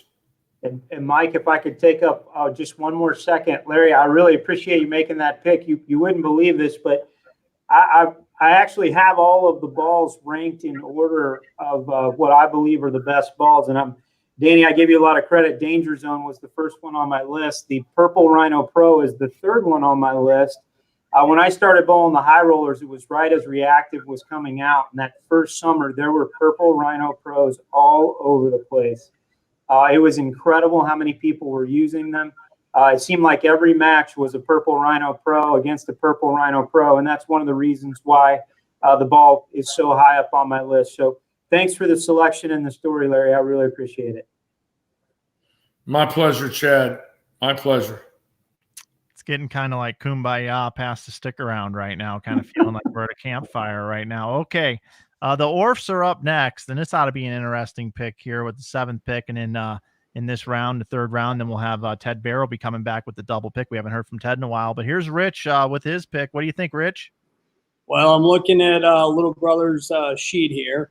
Not to be a copycat, but this is the next one on our list. Not the copycat, Chad and Larry, but how about Brunswick's second reactive ball that actually had some surface to it? We're going to go with the teal Rhino Pro. Wow, look at that. The teal Rhino Pro, and I think we're gonna have one here. You guys got one of those, right? You got one handy? Steve didn't dig one out, so. Oh man. I'm extremely disappointed in you guys. Disappointed. All right. Teal Rhino Pro. Yep. Wow. Look at the purple and the teal going back to back. Yep. That's about right. That's about right with the Rhino Pros. All right. Ted Bear. We haven't heard from Ted in a while. Ted, you've touched all these bowling balls, 2,000 of them in your collection. Ted, what are you thinking here with your third selection here? Well, in honor of Brunswick, we'll just keep Brunswick going, and Walter Ray. How about the Quantum Helix? Oh, those fetch a lot of money on eBay right now too, buddy. The Quantum Helix, and that was the ball the gold stripe. Yeah, it had that gold stripe in it. And was the gold stripe was that the urethane part and the black was resin, or the opposite? Yes. The gold, and Larry, I'm sure, wasn't that the gold was the urethane? Regular urethane? Yeah, that's what everybody's saying. Yep. Okay, so we got the Quantum Helix. And my number 2 pick, the Wine U-Dot, Columbia U-Dot, which I believe was the first one. There wasn't that Columbia's first urethane? Yeah, I believe so. I believe that it was. Yep, the Wine U-Dot, and I believe Marshall Holman used that one quite a bit. Wine U-Dot. All right, well, thank you, Ted, very much for those picks. Coming back around, I love these guys that have these lists, and the Orfs definitely have a list. Rich, who are you guys taking with your next pick here? Well, at the start of the show, like you said, all the companies have really, really good equipment, and we were just talking about how good Brunswick's been through the years. With us being here at the store, I am certainly not tied with any one company, but certainly, as we like to say in the industry now, the Big S Storm has really been dominating for a long time. On our list, we are taking the Black Thunderstorm, and we believe that came out 95, 96. It's around the time the Storm signed Pete. And there were some other Storm balls out, the Red and the Sunstorm, but in our opinion, that really got Storm on the map. Pete was making a lot of shows, the young Brian Himmler, and so that's our reason for picking the Black. Yep, good pick there. And I believe the Black Thunderstorm kind of sort of evolved into the High Road over time. Very similar core shape to that, and that's just been a proven for a long time. So good pick there. Back to Chad at the International Bowling Campus there. Are you going to make your own pick this time, or are you going to hand this one off? I am going to make my own pick, but I did want to throw this one up on the screen. This is a Wine U-Dot that the brothers Orff just picked. And one of the things that I'm going to do, Mike, is I'm actually going to – this is probably the second most popular ball that's been asked for out of my garage over the last 15 years by PBA professionals. There's a lot of folks that know that there's a whole bunch of these balls in my garage, and I would tell you that this is probably the one that is the second most asked for. I'll get to the first one a little bit later. But I thought I would throw that out. Whoops, almost lost it. This pick is an easy one for me. Brian Purcell at Ebonite was somebody that was real instrumental to a lot of those of us that were on Ebonite staff at the time. There were 2 balls in particular at that time. There were more later on, but the Nitro R and the Nitro R Squared were big balls for our Ebonite Nitro R team that was so successful in the team challenges at that time. But this ball here was pretty special to me. So the Nitro R is going to be my next pick in this draft. Yeah, and the name of your World Team Challenge team was the Ebonite Nitro R's. And if you could just share who was on that team with you. Yeah, obviously, it was a lot of family, all 5 guys. Paul Fleming was on that team, my brother Billy, Lonnie Wallachek, and then Sean Swanson, which I know a lot of folks know, who we lost a few years ago to cancer, was on that team. But it was a lot of fun, and this little green ball did us well at that time. So thanks for that, Mike. I think I remember, I don't know if it was Brian O'Keefe, but I know some collegiate bowlers up at Strike and Spare in St. Louis were using that ball quite a bit. I know Mike Shady also used it a lot on television as well, and for a couple of TV shows. So yeah, that was certainly one that stood out, especially with the color. So nice pick there, Chad. Okay, that brings us up to Brian O'Keefe next. Did you throw that Ebonite Nitro R? Yeah, I did. I threw a little bit of everything, honestly. It seemed like I threw a lot of Ebonite and Columbia stuff back then, so I most certainly did. A lot of it was probably because that team would kick the crap out of us in World Team Challenges all the time. So we just, if you can't beat them, join them. Try and throw the ball they're throwing. I would like to know from Chad, do I get any bonus credit or any monetary value if I can guess what the number 1 asked for bowling ball out of his garage is? Sure, absolutely. Okay, but only after I pick it, not before. Yeah, exactly. Okay, yeah, we'll bring you back for that one.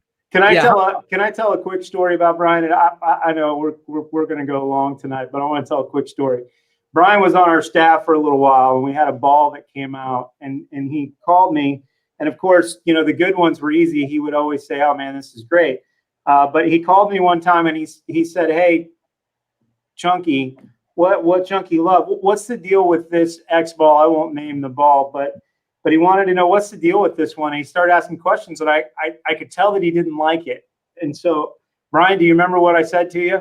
Oh, 100%. I use it all the time, still to this day. Go ahead. Chad's response was, "Deep, they can't all be winners." Exactly what he said. And so I still use it. When you come out with hundreds of balls a year in the industry, they're not all going to be great. Some are just going to be kind of bad. So, yeah, I remember that very vividly. Anyway, good story. I know Michael Machuca and everybody that bowls can appreciate that. But anyway, thanks, Mike. Okay, so I'm going back a little nostalgic here. So, I picked the first reactive resin ball that really ever came out. But believe it or not, I didn't own one of those. So I'm going to go with the first reactive bowling ball that I ever owned. Our collegiate team at the University of Nebraska was sponsored by Ebonite at the time. And I remember these bowling balls came in. They were blue.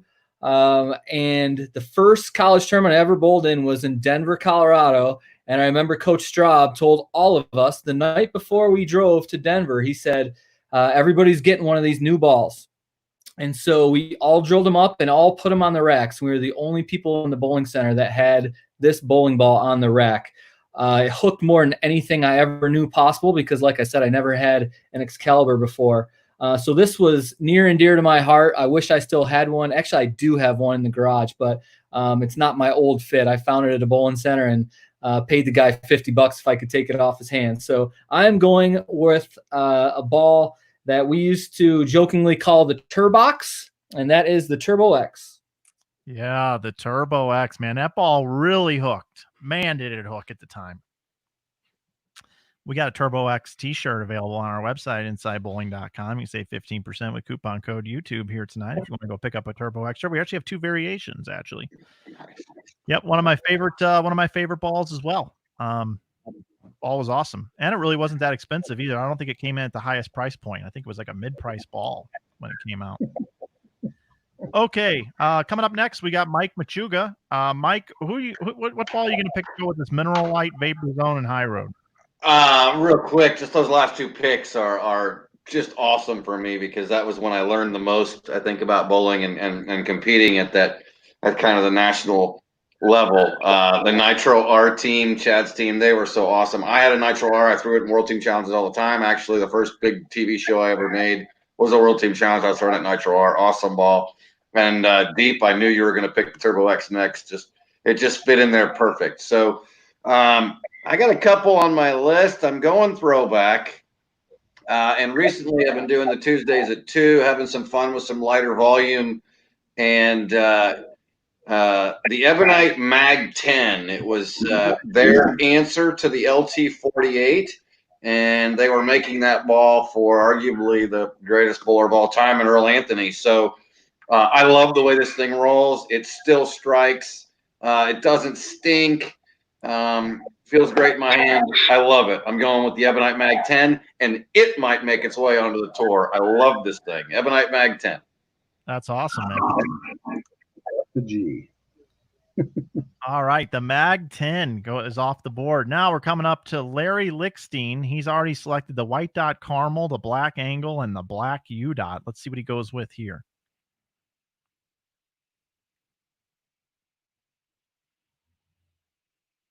Larry, you might have to unmute yourself there. The last few years, the world of professional bowling saw the advent of this young left-handed monster who wins 9 PBA regionals in 1 year. And out of nowhere, all of a sudden, he's got over 20 wins, Jacob Buttriff. And he brought back the urethane ball like no one believed. But usually when a lefty bowls good, the righties aren't too impressed because it's just the nature of the sport.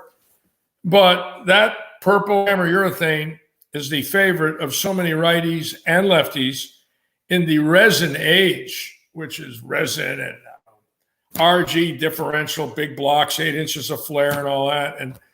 And this ball is so used by everyone as a benchmark. And when I was in Arlington in January, honored to be invited there by the PBA and the USBC, and I sat on right off camera there.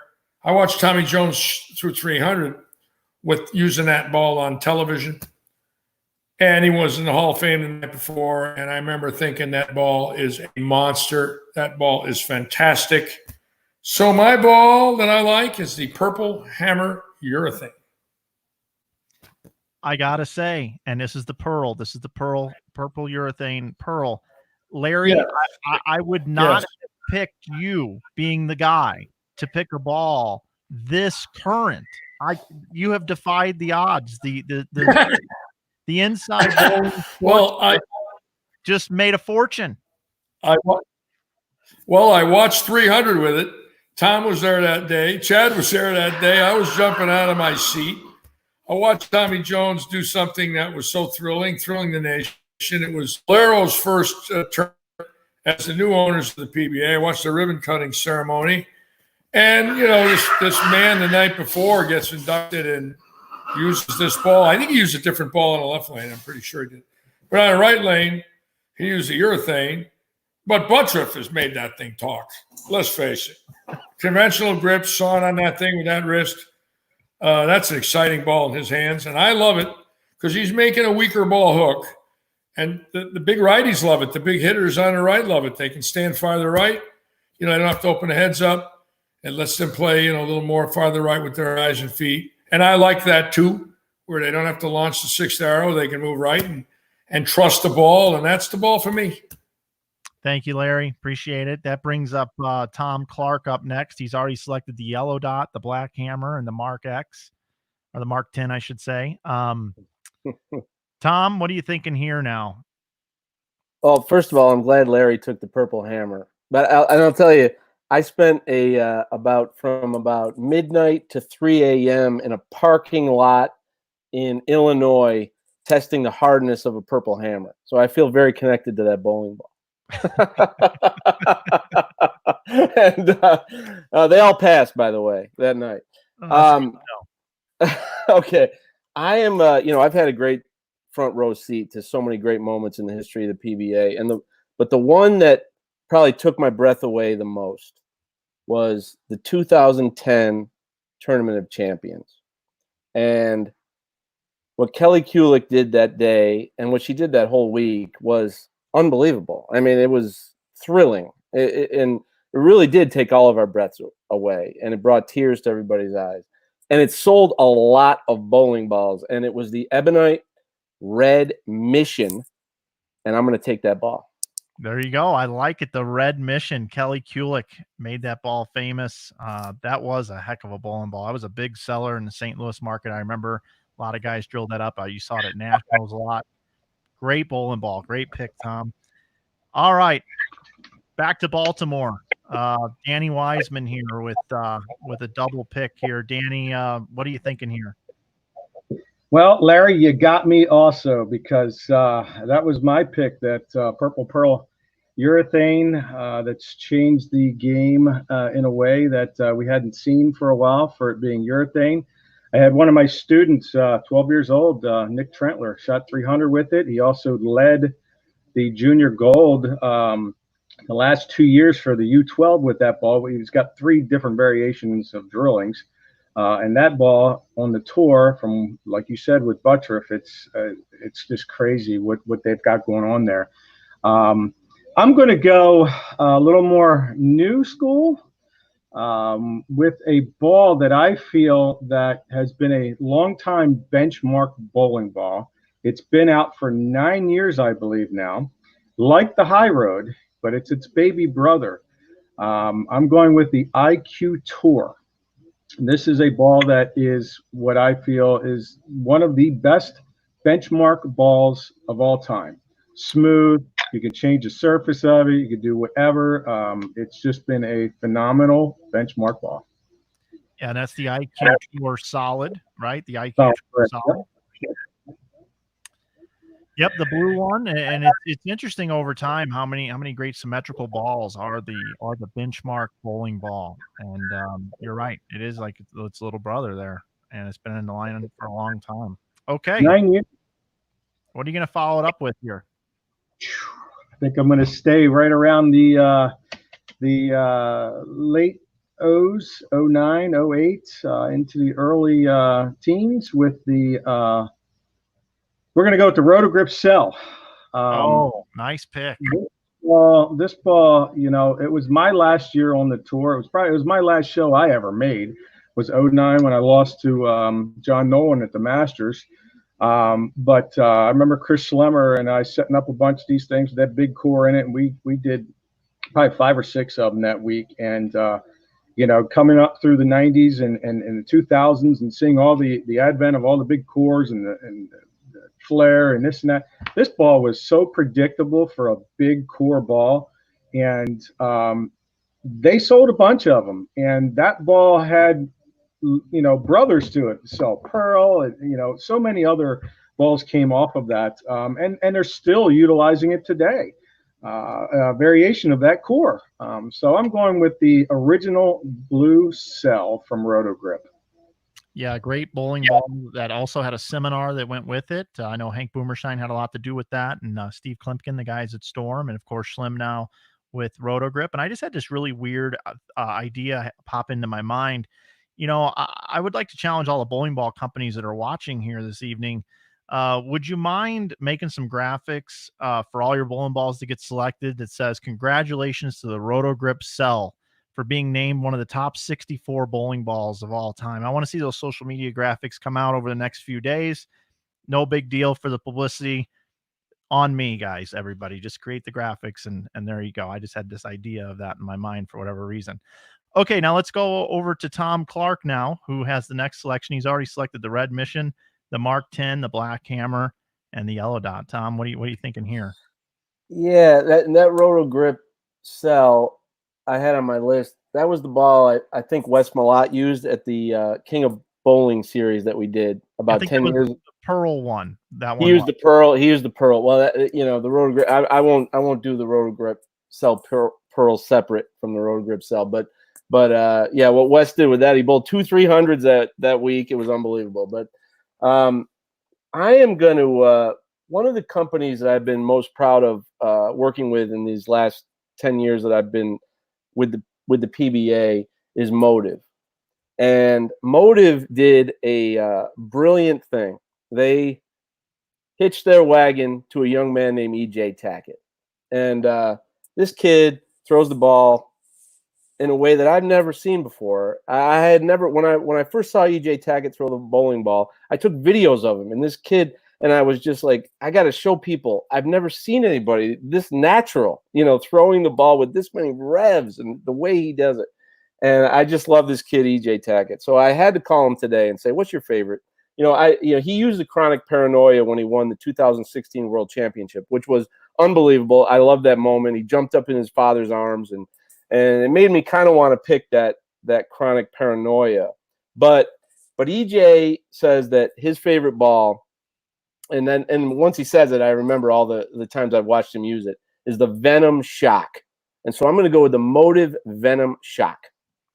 I like it. Motive coming in with Tom Clark there. Motive with the Venom Shock. I also talked to EJ Tackett when I was putting together the list for you guys of an idea, and he also told me the same thing. So EJ, consistent there with what he's saying. So coming up next, we've got Larry Lickstein back again. He's already picked the Purple Pearl hammer urethane, the black UDOT, the black angle, and the white dot caramel. What are you going to go with here, Larry?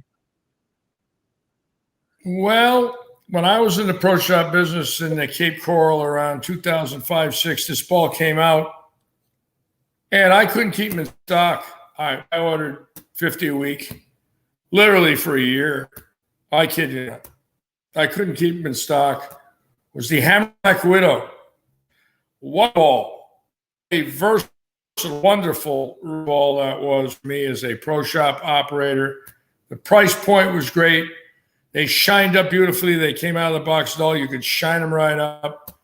And that ball, obviously, in my opinion, really brought Ebonite back to a level where they needed to be when they came out with that ball. That one put them on the map. They were struggling before that. They had some introductions that were good, but Brunswick might have been beating them, Storm might have been beating them, and all of a sudden that Black Widow come out and whammo, I couldn't keep that ball on the shelf. In fact, I would panic if I didn't have 10 starting a day and 13, 14, and 15 pounds because your weight, your gross weight is very important for women and kids. But no matter who I drilled it for, they told me they loved it. So the Black Widow, the Hammer Black Widow.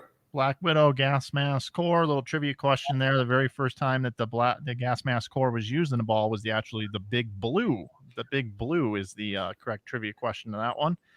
But yeah, the gas mask core still around today. All right, Mike Machuca is up next with his pick to go with his Mag 10, his Mineral Light, his Vapor Zone, and his High Road.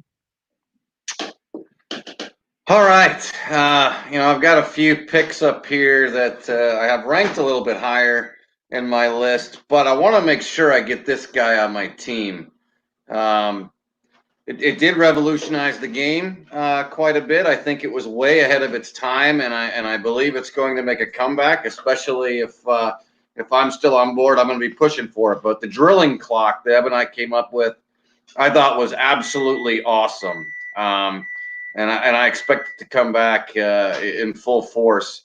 And you actually had to learn kind of a new way to arrange the drilling clock, and it also went on with the Wolves. But I'm going to go with the Ebonite Omega, the original Omega Acrylium for my pick, number 36. That's a good pick. I also did something similar with that with the Omega Lion, if I remember correctly. And I remember Mike Edwards making a show when the Omega first came out. I was in a stadium. Actually, I had my first 300 with the Omega Lion. Omega Lion, yeah. By the way, Mike, real quick while we got you, what are we putting in the microwave behind you there? What are we heating up? Well, I just got yelled at that we didn't eat dinner tonight, so Amy's back there cooking something up. But I actually think she's heating up dog food for Dominic. He's a late eater, so she's warming up some dinner. All right, thanks for sharing with us, Mike. Appreciate that. All right, let's check in with Brian O'Keefe. Brian's already selected the Turbo X, the Cuda C, the Excalibur, and the Blue Pearl Pulse. He's sticking right around that same window here. Let's see if he goes different or stays the same. Yeah, no food here, Mike. Not yet, at least. But I have plenty of dogs. If anybody needs dog shots, I can go grab one of our 37 that we have here in our home and help people out with that. Quick little, I guess, bonus story to Mr. Clark's story about EJ. One of the great things with working with the Junior Team USA program is I get to see these kids before a lot of people who just get to watch bowling on TV get to see him. And so EJ, every year at training camps, we would always track everyone's releases, and we'd look at their rev rates, like their true RPM rate.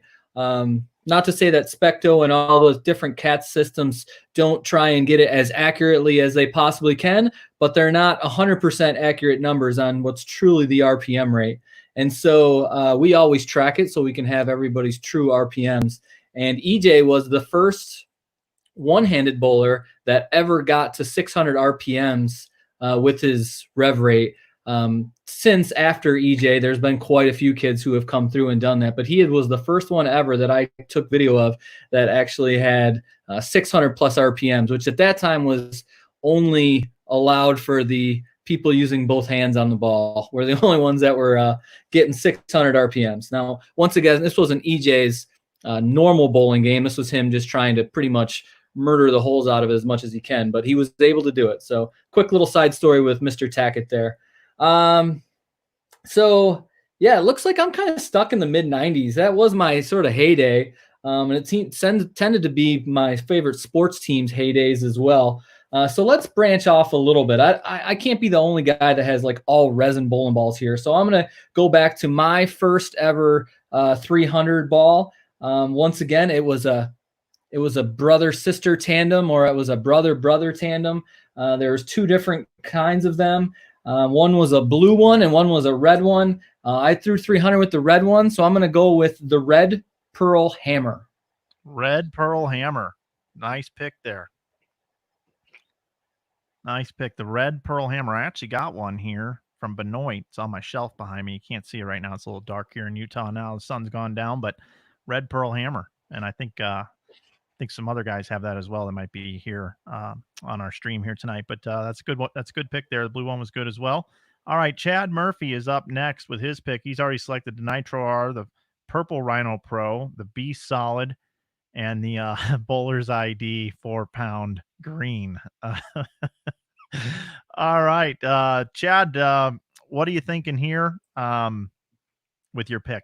Yeah, I'm going to go in a little different direction. Before I do, I want to say, in looking at these draft positions, Danny's Wiseman's team really stands out to me. I have, ranked all of these balls, and Danny has the number one urethane, then the LT48, and 3 of my top 6 performers with the Danger Zone, the Cell, and the IQ Tour.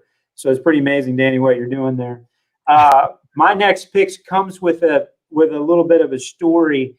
I'm going to move it to kind of the early 2000s. Brunswick came with a new line of bowling balls that were very popular in the Inferno series. And I happened to be bowling the Lucy over in Houston, which is coming up in a couple weeks at the end of July. And this really big guy was bowling next to me. One of the biggest guys that ever seen was bowling right next to me. He averaged 270.3 for 9 games in that tournament. I averaged a little over 206, but I got to follow him all the way through, watching him throw this ball. His name was Wes Malott, and I tell that story that was the tournament, and that was the competition that put me into retirement. The name of that ball was the Inferno. Wes did an unbelievable 9 games. And the reason why I love this story is because 2 things happened. We brought those balls in to test them. I didn't even know anything about it. The Ultimate Inferno, I think, came out a year later. It was number 1 selling ball on the market. They helped us make better balls at the time. And within a couple weeks of that event, I signed Wes Malott to a contract. And all of that happened because of the Inferno. So my next pick is the Brunswick Inferno. I like it. You don't have one standing by there though. I don't, but I believe Wes probably still has that bowling ball. All right. Next, the Orfs are back here with their next selection. They've already selected the Black Beauty, the Shore D, the Teal Rhino Pro, and the Black Storm. Hello, Michael. We're arguing over here as far as what we're going to take next. But Steve says I need to make the decision. So I think we have a really iconic ball here. the Hammer brand has been a great selling brand of balls for a long, long time. And truly, when Reactive came out, they did struggle for a while. And a ball that I think put them back on the map, and it was the help of Mo Pinnell.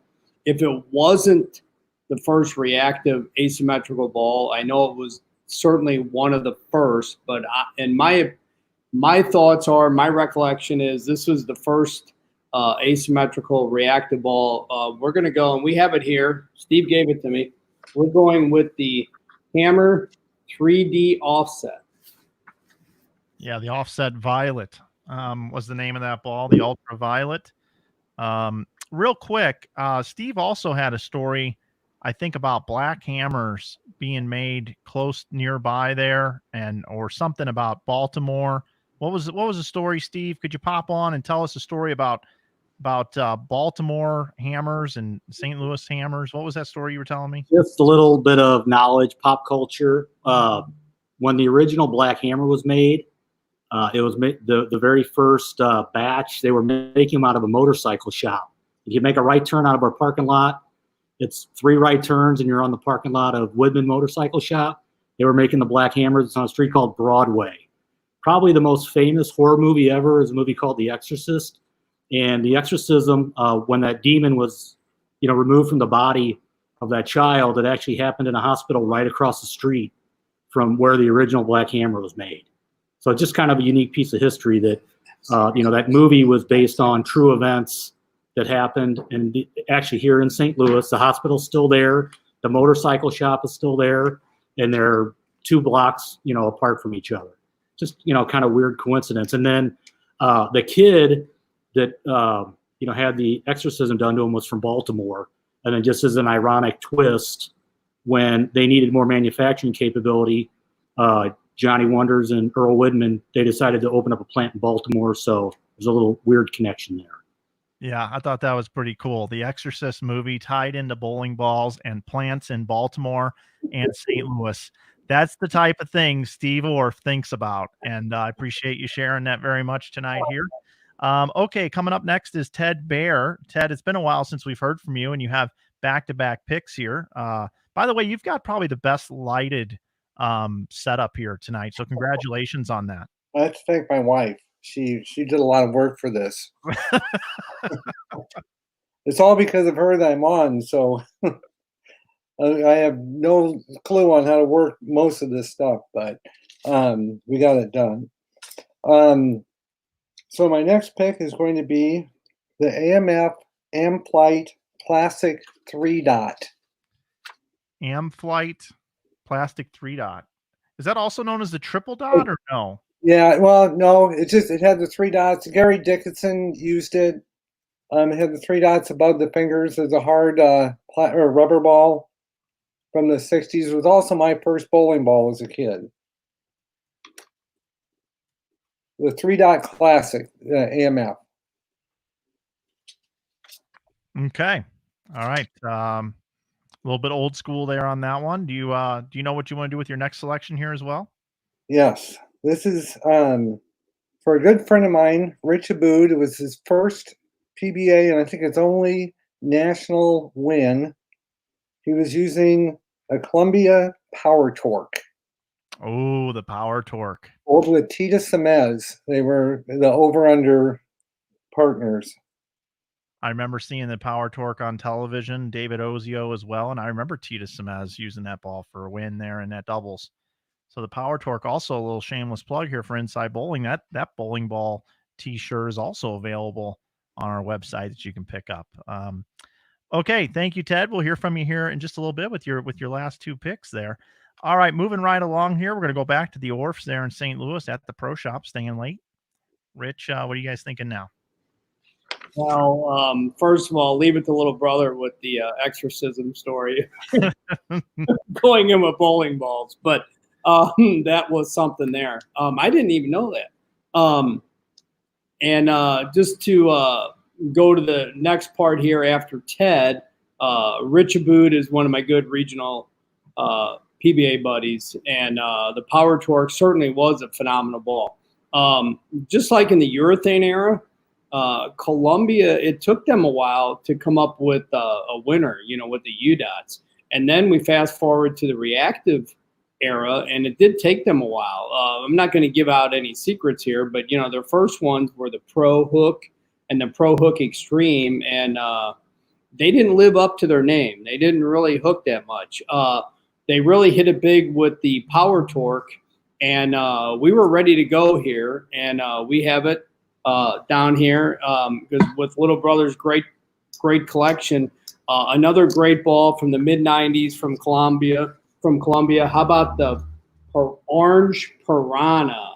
Great ball. I love this ball also. So we're taking the Orange Piranha. Orange Piranha off the board. Nice pick, guys. Okay.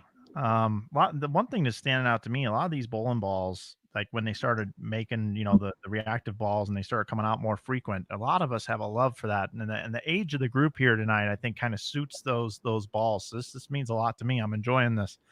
Okay. Up next from Arlington, we've got Shad Murphy back up with us here. Yeah. Hey, Rich, I appreciate. Whoa, sorry. Am I mute? No, I'm good. Okay. Rich, I appreciate that story about the Pro Hook and the Pro Hook Extreme. I remember those as the No Hook and the No Hook Extreme. So I'm not sure is that name correct but anyway, that was one of those funny things that one got marked as. So thanks for that. My next pick, I was on as Tom Clark spelled out, I was tour repping for a number of years. And this one is a ball that we just couldn't beat in the late 90s, I guess it was, early 2000, if you will. I was tour repping for Columbia. Del Ballard was tour repping for Ebonite, guys like Rick Bernouille and Art McKee, Schlemmer. There was just this great, unbelievable group of people to learn from. But a ball that we couldn't seem to beat for what seemed like three seasons. But it was also a ball that really set the table for some other great balls that came after it. One of the great things that the manufacturers do, if somebody makes a great product, you try to beat it. You just kind of chase it back and forth. But the ball that I'm thinking of, I'm surprised is still on the board is the Vortex 2, the V2 from Ebonite. V2, the V2 off the board now from Ebonite. All right. The old V2, yep, and then they re-released it, I think, last year. Brian O'Keefe, and he's got his new pup there. What's your puppy's name? This is Kane. So you guys asked for a special guest, so I was assuming this is who you meant, Mike, when you were talking about a special guest. So this is Kane. He's 8 weeks old. In 2017, our McHenry women's bowling team won the NCAA championships, and then the very next week won the USBC collegiate intercollegiate championships, and that took place in a convention center called the Raising Cane Center in Baton Rouge, Louisiana. And so we figured what a perfect way to sort of show our gratitude to the girls for that, then name our doggy Kane. So this is Kane. So for my pick here, what are we going to go with? Let's go with, I wasn't sure if I wanted to go really old school with any of these, but I think I am, because if we're going to draft bowling balls, right? So this is all about drafting bowling balls. Wouldn't you want a bowling ball that's worth a lot of money? Because if that's going to be on your team, I want to make some money off this. I want to do it for all the right reasons, money making. So I think I'm going to go with the bowling ball that actually has gold inside of it. And I'm going to go with the Gold Crown Jewel. I love the pick, Brian. Somebody asked me, or I think a couple people asked me, what would I take with my first pick if I would have been drafting tonight? And that would have been my number one picked ball. That one right there would have been that Goldie right there. I think that's one of the most iconic balls in the history of bowling. So really like the pick. I think you got a steal there, especially with the value of the gold in it in the 6th round. So congratulations on that pick. Maybe keep the dog around so you can win the second half of the draft. Okay, coming up next, we've got Larry Lickstein is up now. I'm sorry, I did it to him twice. I don't know why my eyes are going there. I must have something screwed up here. Mike Machuca. I wouldn't want to overlook you, pal.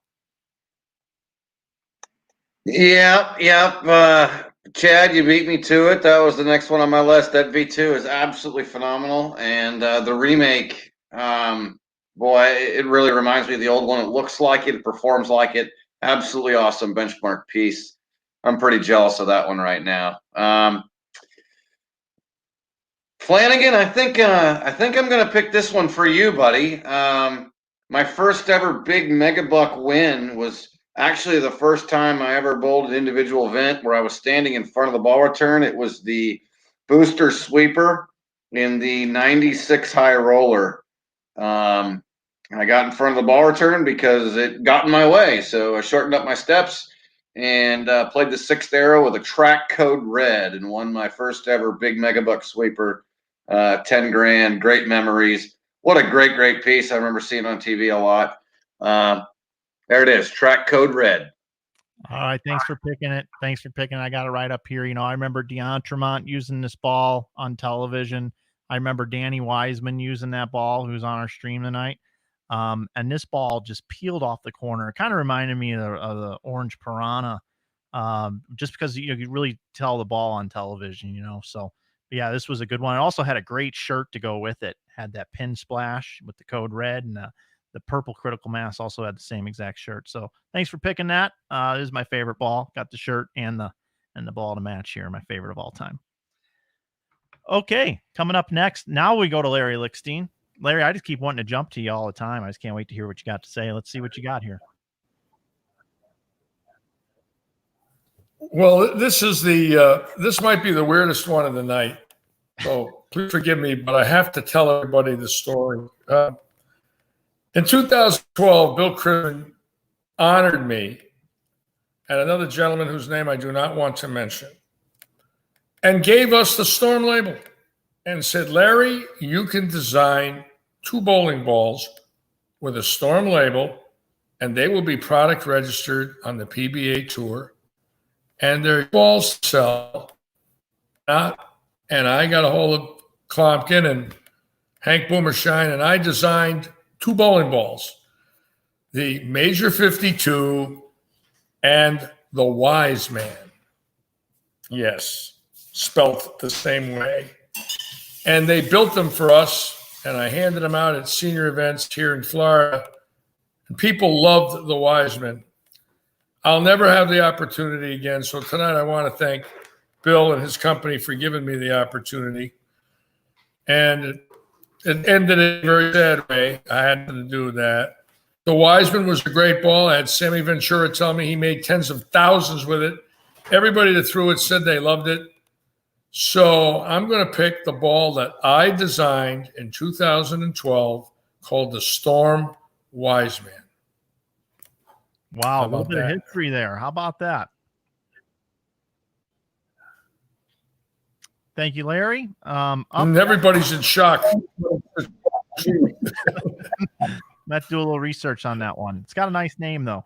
Okay, up next is Tom Clark. How about that internet connection still working? That's amazing. Amazing. No, it's incredible. Okay, back to my front row seat. The best shot I've ever seen. Best ball I've ever seen thrown. 2011 U.S. Open. Pete Weber. 5th U.S. Open. Needed a strike to win. Strike to claim it, as Gary Thorne said, our announcer. And who do you think you are? I am. 30 for 30, ESPN, documentaries. The best ball I've ever seen thrown. I was on my feet halfway down the lane. And it was a Storm Frantic that he used. And I'm going to take that ball. The colors were beautiful.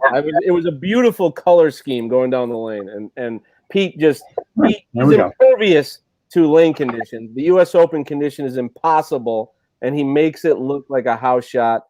5th U.S. Open. It was unbelievable, and I'll take that ball. I like the pick a lot there, Tom. And since I'm organizing this thing and I make all the rules and I'm the commissioner of this right here, I am going to actually ask Matt Farver to add a second ball in there for Tom as a free bonus ball. Pete used the Marvel Pearl on the left lane. I think the Marvel Pearl deserves to be part of this draft, and I'm going to put Marvel Pearl. Tom gets a bonus ball because how good he's been to me over the years. We're giving him a bonus ball right there. Now Wiseman missed at me. The Frantic was the ball he used, right? It was on the right lane. Yep. But yeah, I mean that was the shot. It was. But that whole game, that was such a back and forth game. We got to give you the Marvel Pearl as well. Okay. All right. Yep. I appreciate it. You're welcome. Bonus ball there. All right, Danny Wiseman is up next. Danny, what do you got for me? You look pissed. No, I call no Marvel Pearl, no bonus balls for Tom. That was one of mine. That was coming. Now I got to think about this.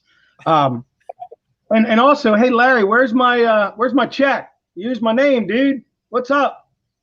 Do I get anything for that? Wise man, come on, man. I never saw a check. I guess it wasn't that great of a ball, but okay. Ooh. To the Orfs, to follow up on that story, Earl Widman was friends with a gentleman named Dennis Baldwin. This is the Baltimore connection. Dennis was originally from New York, but he was down here in Baltimore. And when they built the hammer plant in Baltimore, Dennis was the third owner with John Wonders and Earl Widman. I actually have a picture of one of the original black hammers that were made in the bucket. Let me see if I can pull this over here. Where are we at here? There's the original logo. This is one of my old balls, and this is you can see this. The serial number on that is 3B00603. That's the 603rd black hammer ever made. It's been in storage out in Arizona. It's been all over the place, and it still smells like kerosene. It is unbelievable. When I pulled that thing out, I could not believe that it still smelled like that.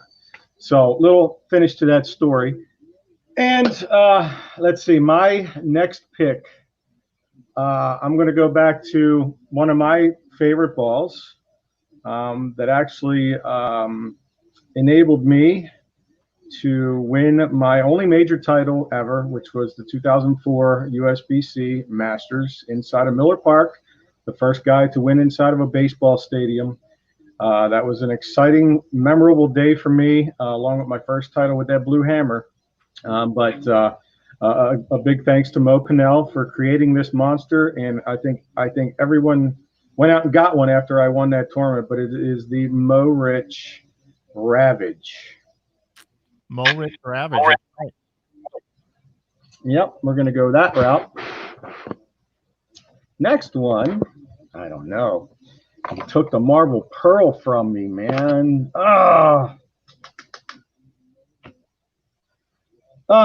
We can go new school for the younger generation out there who I think would probably appreciate this one. No, I'm gonna stay in today's world. I think the newest benchmark ball that's out there is that Magenta Idol. And that'll be my next pick, the Roto Grip Idol. I've seen so many of them balls go down the lane. It's kind of in that realm of it's a little stronger than the IQ Tour, but from my travels and everything, I've seen that one and the Idol Pearl. Can that be my bonus ball, the Idol Pearl too? No, Mike? No bonus ball. No bonus ball. I'll do the Magenta Idol, solid Idol, Roto Grip. All right, solid pick. The over-under on balls in the last 5 years being released, I was texting with someone before the show, was 2, and it looks like we've hit the over on that already. So, all right, let's go back to Tom Clark with his 7th pick.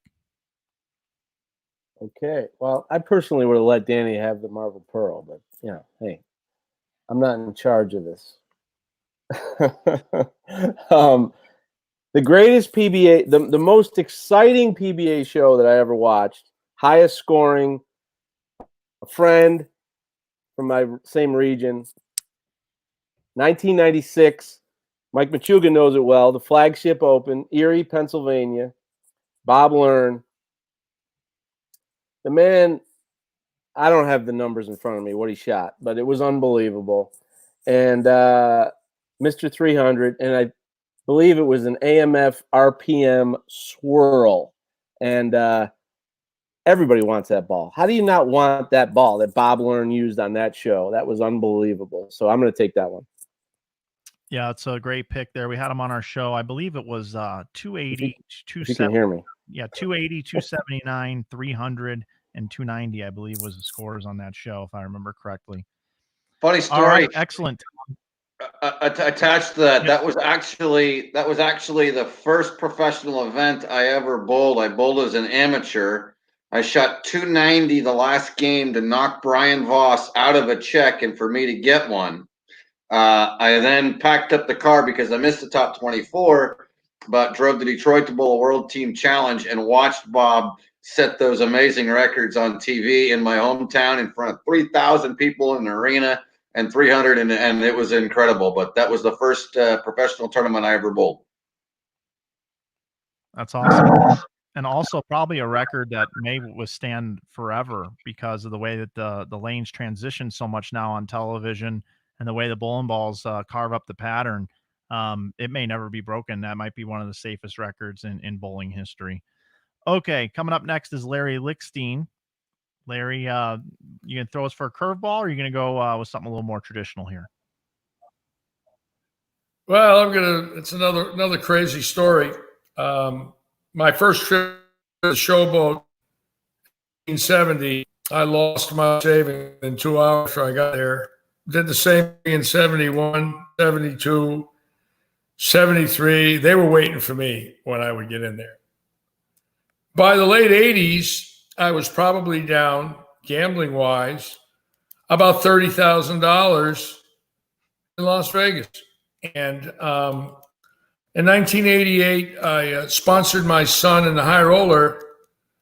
And Michael used to strap it pretty good as a kid. And the East was, notoriously dry and beat up wood surfaces, especially in New York, Long Island. And he liked to go a little straighter through the front.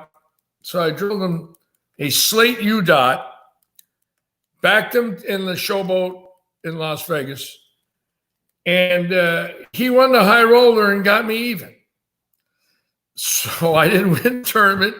I didn't throw a ball. But my kid made me about $30,000 that day. He went 11-0 to win the high roller with a slate U dot. He was the leading money winner in the United States in 1988 with right at $250,000 won, all with Columbia equipment, but $202,000 of it was with the slate U dot. So he got his daddy even, won a high roller title. So I'm going to pick the slate U dot. Larry, I don't know whether to celebrate or cry after that story, but it's certainly a good one. That's funny. Yeah, your boy's a hell of a bowler. He was awesome to watch too, man. Okay, coming up next, Mike Machuca with the next pick. The list is getting fun. I like these last couple, but I'm saving my last pick for something special. I still got my number 12 and number 15 up here. Little question though, there was a Shore D Pro and a Sure D Pro. Yeah, the Shore was picked. Rather than go on about the stories about those, I'm gonna go with another ball that you can find on house racks all over the place. Kind of a staple in the bowling world, and it was hot in the hard rubber days, but always great to see that white dot swirling around. Of course, they had all different designs that went inside that white dot. But I'm going to go with the Brunswick Black Diamond. Brunswick Black Diamond. They are everywhere. You're right about that. I think those things multiply like fish. They just keep expanding and multiplying. Okay, coming up next, we got Brian O'Keefe. Looks like he's back by himself here. Yeah, no animals. So should I just pick Chad's ball now? or I don't want to miss that pick. That remember, Chad, I get to say what your pick is after you pick it, of course. But I'm just really pumped that I know what that answer to that trivia question is. Actually, if it's okay, Deep, I'm going to let you pick it this next pick before I pick it. So you make your own pick, and then you can make my pick for me if it's correct. Okay. Do you want me to put it in the chat? No, it's okay. Go ahead. Go make your pick, and then we'll roll with that right after. Okay. So the ball I'm thinking for this pick, I got 2 picks left. The last one, much like Chug said, we're going to try and keep that near and dear to the O'Keefe family for any hints for people out there. But this one, back in like 97 or 98, is a ball that I used pretty much consistently throughout the course of the tournaments I bowled when I was home bowling league. And I know it's league bowling, but for one season back in late 90s, I averaged a little over 240 with this bowling ball. And it was a ball that actually was just remade, but I'm going to pick the original. And I have it still out of my bowling ball rack, so I went and grabbed it. So I'm going to take the original Black Chaos. Black Chaos, yeah, that was another big line there. A lot of different chaoses came out from Columbia, and that was a big one. The Chaos, Black Chaos with the red engraving. Yeah, Deep. If I could just set you up on that one, that was pretty high up on my list because it sold so many. Remember, particle technology came out, Tombstones, Pro Zones, and then Columbia's was the Black Chaos. Crushed glass.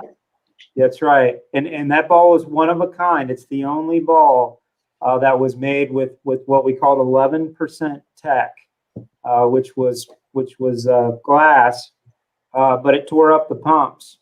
And so that ball was one of a kind. We sold 80,000 units, and then we couldn't put that much in any of the other follow-up balls. So I appreciate you picking that one. Brian, make my pick for the ball that is the most asked for out of my garage over the last decade or so.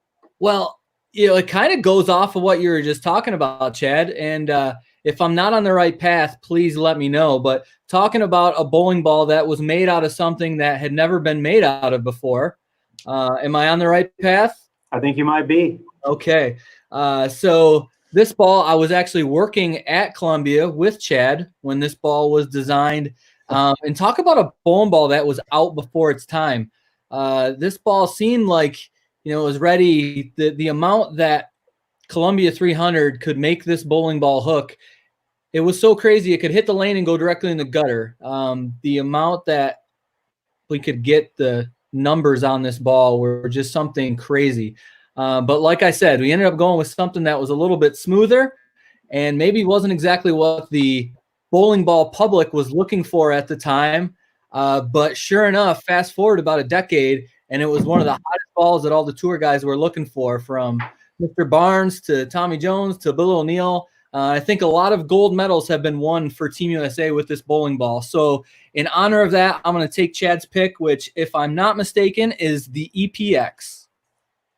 That is correct. Here is a blank one. It's the EPX T1. This bowling ball took a lot of years off my life when it was launched and what happened around it.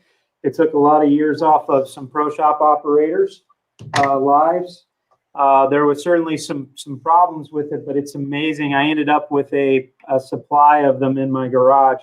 But you would not believe, and Brian hit on it, how many different PBA players have sent me a text or a call asking for one of those balls. I really have given almost all of them away. There's only a handful of them left. I believe 4 are still left in the garage. But it was an amazing time, the technology. And honestly, it was really a success for the company, too. People don't look at it that way. But we raised the price of that ball because of the technology, and we sold a bunch of them, and a small group of them certainly cracked. But it's certainly a piece of the folklore of bowling. But the number one ball asked for out of my garage in the last decade and a half is the EPX T1. Brian, you hit the nail on the head. Awesome. Chad, that ball, I was bowling Japan Cup one year, and it was one of the open years where there was a lot of entries, and I bowled next to a woman. I wish I could remember her name. She's a legend in Japan, but she shot 300 right next to me, and I believe it was the game that I made the 7-10. So a good memory with that ball, and I can remember a couple years later, Chris Barnes scavenging all over Japan trying to find one of those. So yeah, classic piece there. Good pick. All right. Certainly a ball to remember. Coming up next, we got the Orfs working late in the pro shop here. It's getting late there. What are we thinking here, bud? Well, we're doing good. I've only had a few blue moons, so everything's good. The EPX brings back great memories. What a phenomenal ball that was. Unfortunately, the durability was a question. If it would have had a little bit more durability, I think that would have been a total home run. But the ones that did survive, wow, what a great ball that was. So I think we have another home run here. We are going to, and I'm going to tell a little story, but we're going to take the original game breaker. And some of the younger people don't know that weight block was originally used in the Nitro R squared, which I think was a little ahead of its time. That ball had huge flair to it. And that was back when the teal Rhinos were popular. And then that weight block was also used in the V2, which was picked earlier. And the cover stock on the game breaker was the same cover stock that was on the original one by Ebony, which was a home run. So me and my brother Steve, we are taking the original game breaker. And also, the game breakers are still around today. You got the game breaker 2, you got the game breaker 3s, you got a ton of game breakers. And Brian, sorry if that might be your last round pick. I know there was many different game breakers, and I know Shannon really likes the game breaker series. But anyway, not to keep blabbing on, that is our pick, the original game breaker. Thank you, Rich. All right, game breaker off the board here. Okay, now Ted's back with his last 2 picks, and here's the reminder, everybody. Once we do get through all the picks, everybody's going to have an opportunity to come on, say some closing thoughts. If they want to plug anything, talk about what they have going on, you'll certainly be able to do that. So don't go away once you make your final pick, everybody. Ted, you got this double pick here to fill out your team. Yep. Who are you going to go with here? Well, can I do a little show and tell for Brian? Yeah. Awesome. Yeah. I can get it the right way. I'm not very good at here. Anyway, you got the gist. It's a gold crown. Yeah, it's awesome, Ted. Now, something that's even rarer, and AMF made one at the same time. Gold and silver and green fleck. But anyway, my number 7 pick for, I think this was Earl Anthony's first signature ball, the Ebonite Mag 6. That orange ball, the solid. Ebonite Mag 6. Yeah, the orange one. Saw Earl use that a lot on television. That was his ball. And then my last pick was a Japanese ball, the Machuca, and it was a real hard acrylic. They were clear. They had MG, they were known by also. And they fetch a lot of money on eBay. They are some of the rarest bowling balls out there. And they're very hard to drill. So the Machuca. All right, Ted. So Ted finishes out here with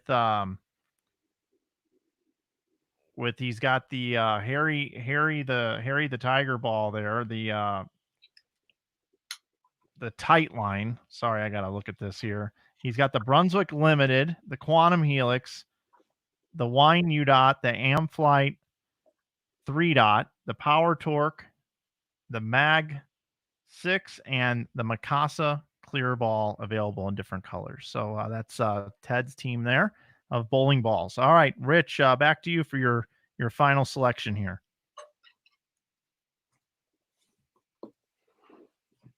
Currently on our list. We know the black U-Dot was picked way earlier. Again, the younger bowlers don't really know. The purple angle was actually made by Columbia for AMF. Me and my younger brother, we both love the black UDAT, but we both also had the purple angle. Our father loved the gold angle, but with us being here in St. Louis, I know you interviewed Pete Weber a few weeks ago on your show, and we know Pete loves the purple angle, and we do also, along with the black UDAT, which was, taken earlier. We are going to take the purple angle, and again, like I said earlier, we don't have a urethane ball, so we need a really, really good urethane ball. So the purple angle is for our last round pick. Yeah, and also you guys mentioned on the history of bowling ball videos that we did that you believe that the angle is the first family of bowling balls using the same name over and over again. I'm not sure if that's confirmed, but didn't you guys say that? High performance. Well, certainly high performance, and you had the black angle, you had the gray angle, you had the blue angle, gold angle, purple angle. So if it wasn't the first family of trees, it was certainly if it wasn't the first, it was certainly one of the first. And boy, that purple angle, that was right up there with the black UDAT. So that's why we're taking the purple angle. So Black Beauty, Shore D, Teal Rhino Pro, Black Thunderstorm, 3D Offset Ultraviolet, the Orange Piranha, the Game Breaker, and the Purple Angle finishes out your bowling ball list there. All right, Chad, what do we got for the last pick here? What's the last one? But I'll be brief. Am I unmuted? Yep. Sorry, good. Rich gave me the opportunity to show off this pin when he talked about the lineage of the R squared. For those of you out there that might be looking for a way to, take a bowling ball and make it into something, this is a pin that's made by a bowler in Wichita. His name's Ed Henning, and they make these. You can send them your trophy balls, and he'll make a pin out of it. But that was the R squared. So thanks for that, Rich. This last pick is really a kind of a interesting pick for me because it really came from somebody else. But Del Ballard was somebody who I loved watching bowl when I was growing up. I loved listening to him talk about bowling when I was still doing some bowling. And then when I became a tour rep, I really learned how to be a tour rep from Del. He really taught me most, if not all of what I was doing at that time. But I remember him using a pink Ultimate Weapon from Champions. I was texting with him earlier today, and so my last pick is the pink Ultimate Weapon per Del Ballard. So Del, thank you for the relationship and the great memories of throwing all those bowling balls. Wow, look at that. A champion's ball makes the board. Good for you. Spreading the wealth a little bit there. So Chad's team here is now complete of bowling balls. The Bowler's Ed 4-pound green, the Beast Solid, the Purple Rhino Pro, the Nitro R, the Inferno, the V2, the EPX, and the pink Ultimate Weapon. He's got his urethane ball in there. Okay. Brian O'Keefe is up next. He's got the Blue Pearl Pulse already, the Excalibur, the Cuda C, the Turbo X, the Red Pearl Hammer, the Gold Crown Jewel, and the original Black Chaos. What's up next for you there, Brian, to finish out your bowling ball team? All right, so I got one more pick. Anybody who's still hanging around, they're obviously bowling ball junkies. If they're still watching this, they're bowling ball and bowling junkies, and they've had enough of me. Who am I in this world, and what are the bowling balls that I like really make a difference? I've never been on TV winning titles. I've never won Player of the Year, but I'm fortunate enough that I have someone in the house who has won multiple Players of the Year. So I'm going to let her pick her favorite ball. If she needs to look at what balls have been said, I got my list over here. I didn't have a ranking system like some of the boys, but I've crossed out my list. So I'm going to turn this one over to most certainly the better half of our relationship, my wife, Shannon. Hey, everybody. Okay, so I'm not one for name calling, but y'all are a bunch of freaking bowling ball nerds. I didn't start bowling until I was 16, which was like 1996. So the majority of these bowling balls I've never even heard of. So you guys are crazy. But anyways, This is a very easy one for me. I think I have thrown this ball towards every title at some point, whether in the title match, on TV, in qualifying, in order to help me win 7 titles in the last, is it 7 in the last 2 years and 2 player of the years? For me, this is very easy. It's a GB3. So that's my pick. Game breaker. And y'all are a bunch of bowl of nerds. Thanks, Shannon, for making an appearance tonight. You're welcome. Have fun. All right. GB3 off the board. Nice job there, Deep. Okay. Next is Mike Machuca. Oh, Shannon, thank you for picking that ball. It's certainly the favorite in my arsenal right now and has been since I drilled it when I signed. That Game Breaker series all the way back to the V2. Really good stuff. Well, I saved my last pick to kind of make my statement. You know, all of these bowling balls have evolved over time, and they have all had their decade of greatness, so to speak.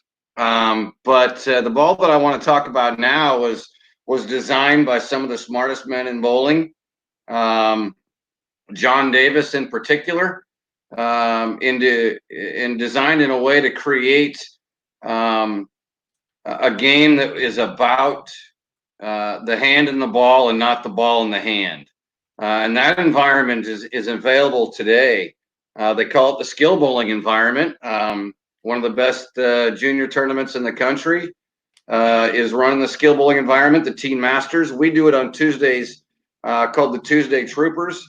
A very controlled environment. We use about 6 or 7 milliliters of oil. It doesn't change. It lasts for days. This bowling ball was designed for that environment. It's balanced, doesn't flare very much at all, but allows for some creativity with the drilling to suit the bowler's style.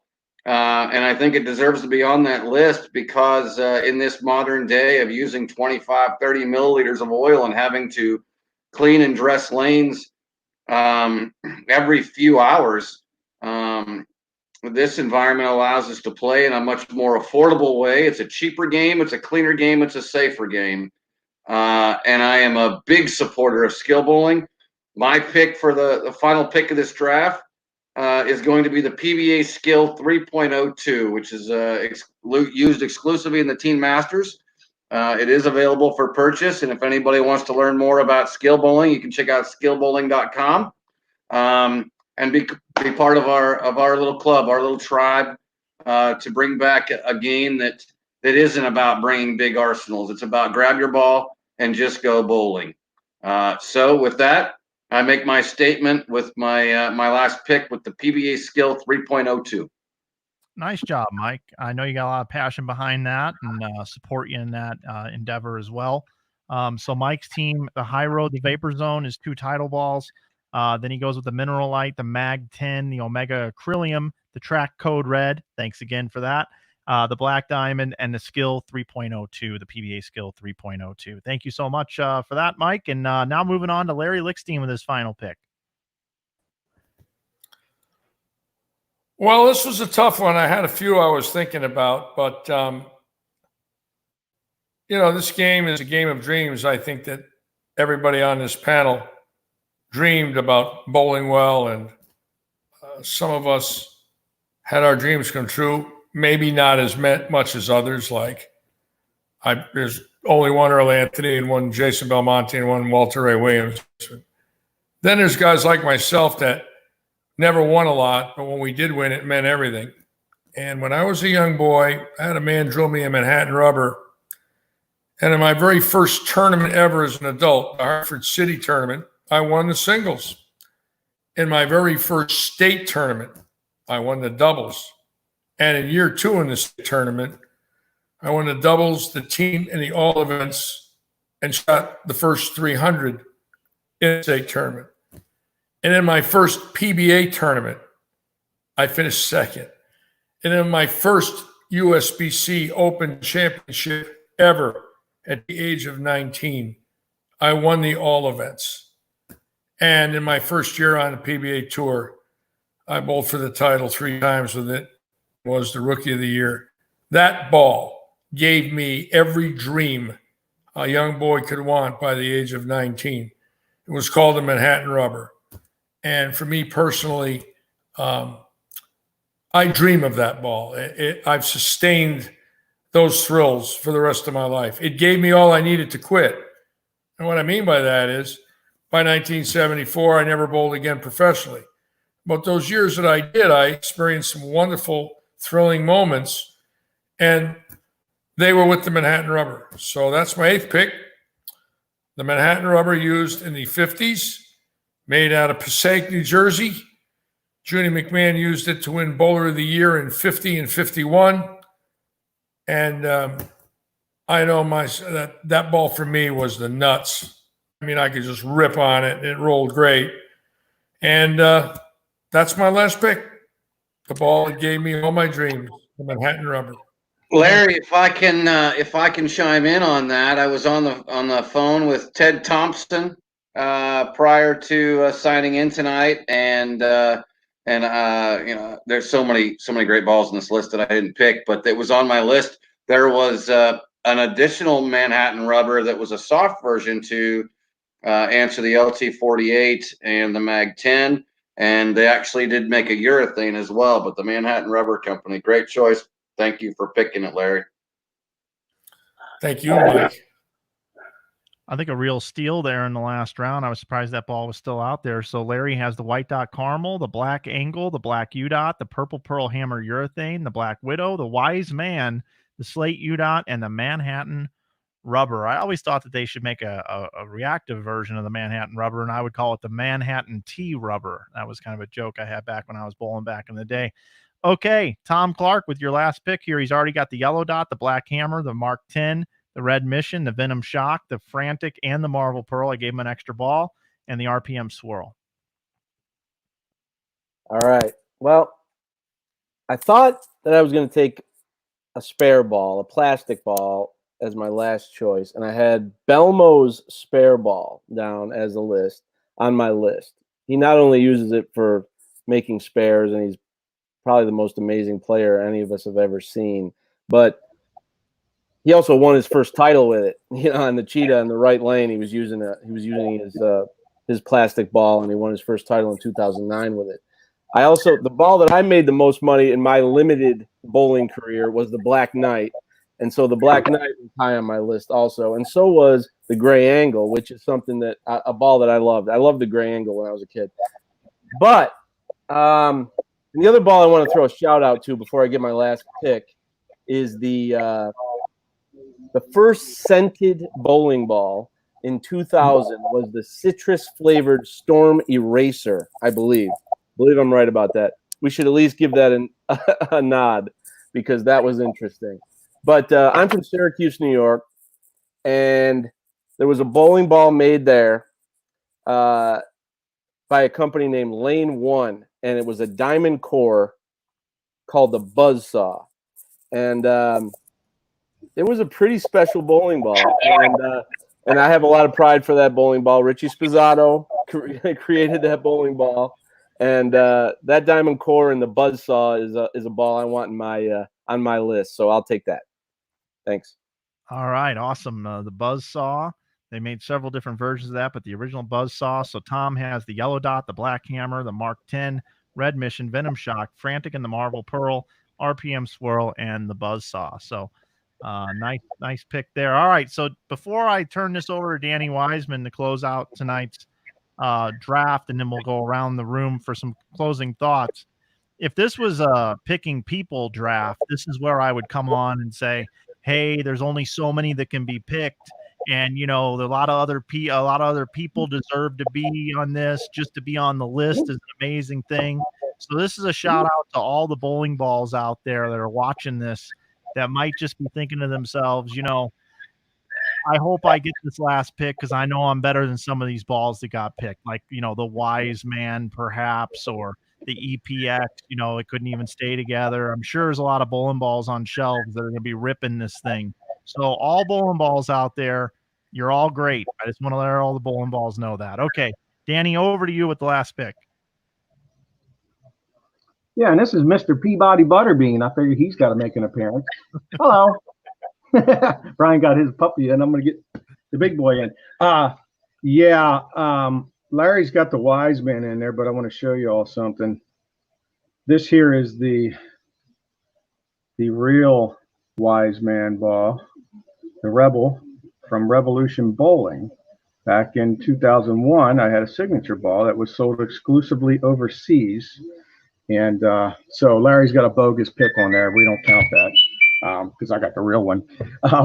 Anyway, okay, so I'm going to go off the wall here with another pick that many people back in the day when I was on tour from 1998 to 2002, I was with a company that Johnny Petraglia had asked me about that they were forming called Revolution Bowling.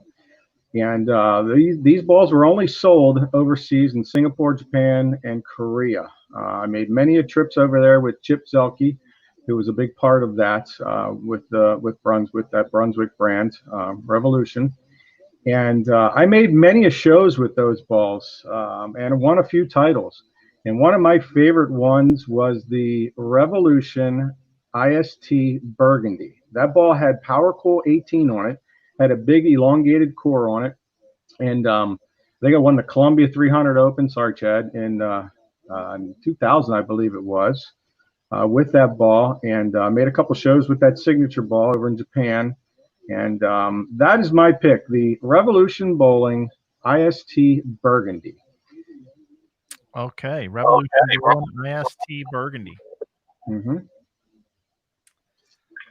Okay, that is going to conclude the draft for tonight. Appreciate you guys doing this, of course.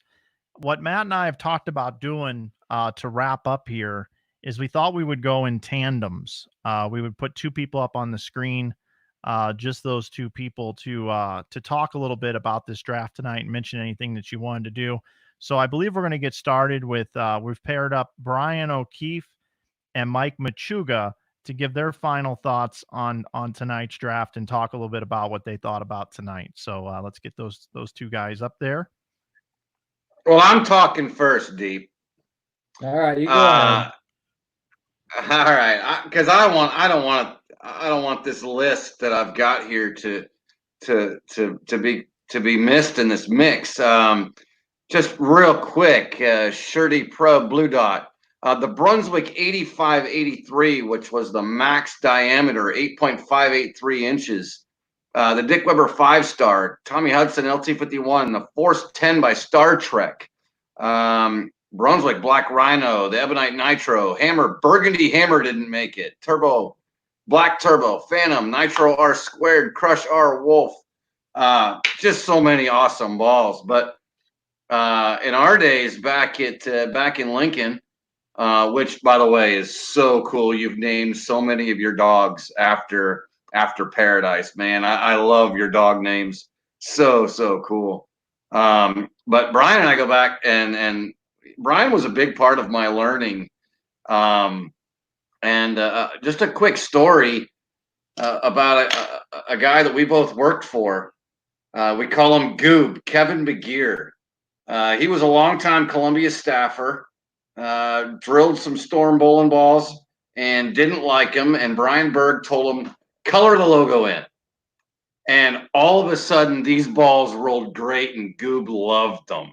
So I think he kind of started us on that thing of coloring in the logos, and all of a sudden you got a better bowling ball, not because we didn't want to see who made it or what it was made by, but because the swirls and stuff got in the wrong place, blah blah blah. But I hope you remember that we were both working for him at the time, and Bergie was in town, and colored in the logos. I don't believe a Black Thunder and a Lightning, colored him in, and all of a sudden he loved them. You remember that? Oh yeah, for sure. I remember lots of Kevin McGear stories, lots of Nebraska stories. I don't know if people even realize how far we go back as a tandem. We lived together for a few summers there back in the early '90s, and I watched you grow up, and you've watched me grow up. So pretty fun to think that I was, on this little fantasy of meaningless draft, but it was a heck of a lot of fun trying to put together bowling balls. I mean, just like the balls that you mentioned, there's so many bowling balls that weren't selected. Matter of fact, your brother-in-law kept texting me, I got to pick the Crush R. I got to pick the Crush R. So, I was fighting, going back and forth and taking that ball because I figured I had enough of those mid-90s balls. But, yeah, it's been a blast. So for Mr. Farber and for Mr. Flanagan, Mike, once again, you've outdone yourself with your wacky stories of, hey, let's try and do this, and is this going to work? I think it's been awesome, and I just appreciate that you thought enough of me to have me be in this distinguished group along with Chugs. So thank you to you guys, and Chugs, it's great seeing you as always. I hope to see you again next year when the NCAA bowling gets back running again. Absolutely, man. I can't wait. I'm enjoying this new venture, and since we're not really promoting balls, my program a little bit. But anyway, yeah, man, Mike, thank you so much. Really a blast. I could sit here for hours and talk about old bowling balls. It's been really cool. Thank you so much. Thank you guys for coming on and being part of this groupie idea. We really appreciate it. All right, so let's bring in our next group, which will be we're going to bring in the Orfs and Ted Bear here together, the bowling ball collectors. Good bowlers, of course, of themselves. But guys, we'll start with the Orfs there. What'd you guys think of tonight's draft? Any closing thoughts? We like the fact we were able to get each material. We were able to get rubber ball, plastic, urethane, and resin. So didn't really have to have all four represented, but it worked out pretty cool that we were able to get each era, on our team. It really hurt. We both love the black UDOT. We didn't get it, but we got the next best thing when we landed a purple angle.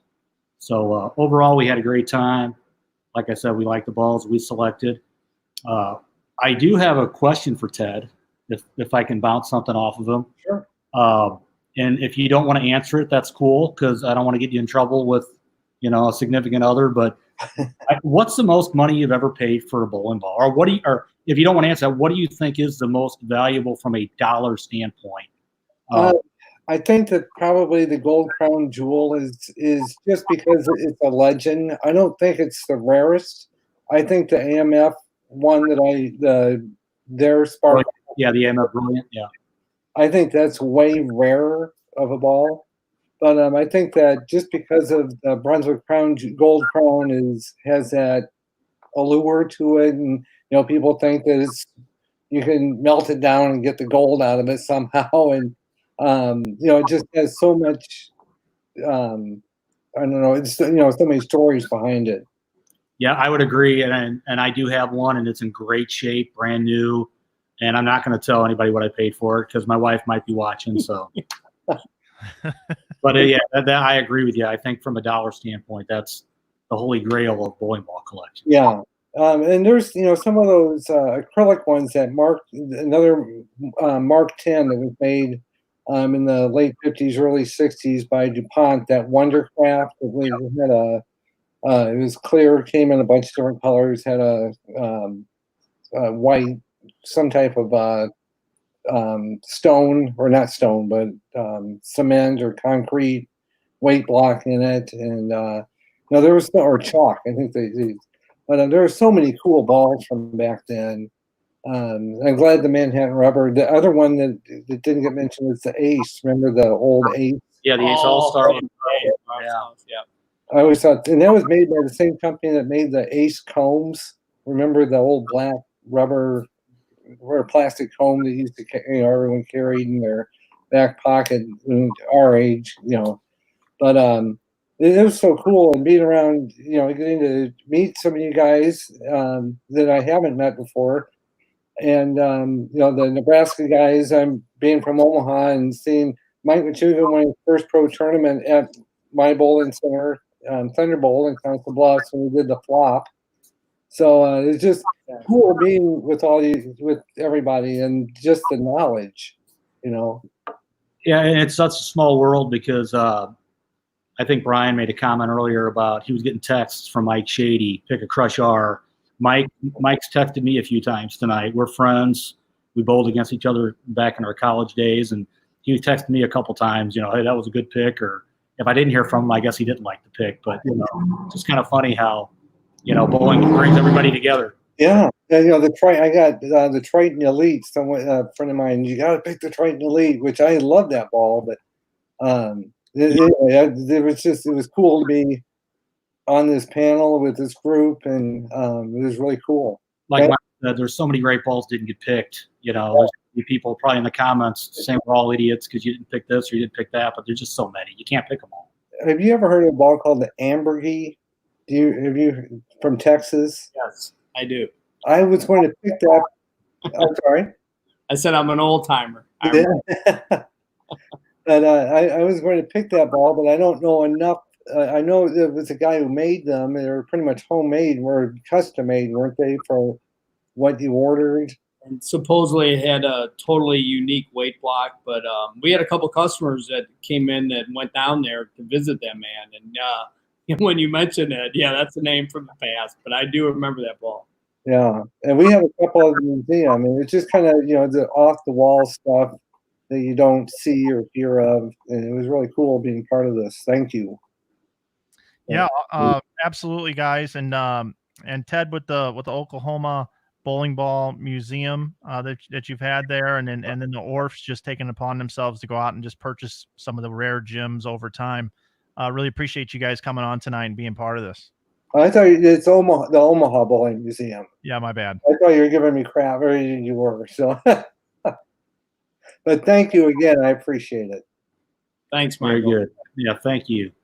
Thanks, guys. Appreciate it very much. All right, we will bring in next. We will bring in. Let's bring in Steen and Wiseman, and then we'll finish with Tom and Chad. So there's Danny, and there's Litchy there. Keep it to about 5 minutes here, I said in the chat. So guys, have at it. Whatever you think of this thing. I know Litchy's going to have a story, so I'm going to get this out of the way real quick. My list, every one of them that I had, except for I think 2 of them, were picked in this group tonight. And to go back to what Ted said about the Wondercraft ball, I had a gentleman I worked for back in the day, a guy named Dave Williams Pro Shop, not Dave Williams from AMF, but here in Baltimore. He had those. He had a connection at Wondercraft, and I have one of those. And a gentleman on the board here, just George LeClain. This orange ball is clear the Wondercraft ball, which are just so rare. So I've got one of them. It's about almost 14 pounds. I want to thank everyone too. I mean, we all have a connection. It's so cool with the technology today for all of us. Shannon, I remember when she started bowling in Oregon because I lived up there. Machuca, I remember when he first started. Litchy, of course, you drilled me thousands of balls when I was on staff with Hammer. I've got my sheets. I found them. I drilled 120 balls one year in like 1992 with urethanes doing holes. And I mean, Ted, I think I've sent the ball out to you. The Orfs have a connection with John Wonders, with Fab Ball. It's just so cool. Brian, I've known him for years, and of course Chad, going back to the tour days when he was a rep. So it's really, really cool to bring this all together. Mike, thank you. It's been an honor to be here, and it was a lot of fun. It made me think a little bit, and I had to go back in the wheels here to figure things out, because everything's been stopped. I've been working on my mom's house trying to get it ready to sell. I haven't been able to work with my youth bowlers. Bowling's opening up in Baltimore or in Maryland Friday. I don't know what the stipulations are going to be like. I have no idea. Right now around this time of the year, I'd be working on my youth scholarship tournament, and it's on hold. I don't want to disappoint the kids this year, so I'm going to end up doing something. I'm going to talk to Matt from the PJBT, and we're going to figure something out because it's in October. I don't know what the landscape's going to look like that by then in the world, but I want to do something for the kids in the Mid-Atlantic. I know there's a few other tournaments going on. Billy Gaston has a team tournament that's in Maryland, but the kids have suffered, through the graduation process, everything getting shut down, and through junior gold, and all the summer has just been wrecked. And we need to build that up again. When bowling gets going, we got to get these kids going. We got to get the college going. We got to get this all going in, because this is our future. And it's a big part of my life with the kids. And with that, Litchy, it's all you, brother. Well, thanks, Tony. as I've gotten older, I started to wonder how I got here. And I really do. I think about it every day. How did I become a bowler? How did I get involved in this sport? It was not planned. But I think when you think about it long enough, in my case, I'm 71. I think every day of Buddy Bomar. People might think I'm making it up. I'm not. I think of Andy Verapapa, Connie Schwegler, Joe Woolman, Junie McMahon, because when I was a young boy, that's who I read about. And I met them. I met Schwegler and I met Bomar. And I knew Verapapa quite well. Enough to have dinner with him many times in my life. I was at Don Carter's services when he died. I was a guest at Dick Weber's tribute to his life. And I was best of friends with Earl and Don Johnson and Godman and my teammates that I won an Eagle with, Butch Gerhardt, Mike McGrath, and Harry Golden, who's the man that changed bowling, and Eddie Elias. I have been blessed by God, so help me. And as long as I'm alive, I will tell people that this sport gave me everything. It gave me a life. It gave me a reason to live. As far as fame and notoriety, I don't think any of us picked up a ball for that. We picked up a ball to feed our families and survive. And in my case, I became famous, which was not a plan. Nice, but I owe it to the sport of bowling. Whatever I've done, I owe it to sport of bowling and people like yourselves. Everybody here tonight's a lifer. The Orfs, Chad, and Tommy, and Danny, and Mike, and all of us, Mr. Bear, and all of us. We're all lifers. We all love the sport. We're all together tonight trying to kickstart the sport again and get our sport moving. And for me, it's just an honor and privilege to have been with you and to talk about this sport. And Mike Flanagan, thank you so much for your love and passion. And all of you, just thank you so much for loving the sport like I do. Thank you. Thanks, guys. Really appreciate you both being here tonight, and might be doing some stuff with some folks that are on here in the future. I was talking to Larry about maybe doing some special podcasts where we do like the Lickstein files. We do an hour at a time, and it takes 5 hours to get through maybe 2 years of the tour life. So thank you both for being here. Really appreciate it. Thank you, Mike. Thank you, Mike. All right, here we go, everybody. We've got the commissioner of the PBA Tour and the executive director of the USBC to wrap things up here. Let's bring them both on. Tom and Chad, take it away. What are your guys' thoughts here as we wrap up the evening? That was great. Yeah, thanks for making us follow Larry. That's perfect spot to be. Larry's got the final word when it comes to bowling balls, but that's right. Yeah, the sport. Sorry, Chad. I'll go first. At least to say, there's bowling there's a magic about bowling, and most of it comes from the hand and the player, and there's just magic, and you can't duplicate it. You can't even explain it why certain players have that magic and at certain times to create great moments. But there's also magic in these bowling balls, and there's just certain balls that come along that have a magic about them, and they change the game. And so it's pretty cool to be able to kind of look back and name the ones that most of the balls that I had on my list actually were taken tonight. There's a few that weren't, but magic is a word that you shouldn't take lightly, and it's real. And the players have it that are great and that practice it and have a touch and a feel, and the balls are just a part of that, and they're an extension of that hand. And when players connect with a bowling ball, it becomes so special to them, and like all of us on this show, and we just love those bowling balls, and we want them. So basically, I got the yellow dot and the black hammer, so I won. I mean, we know that, so that's.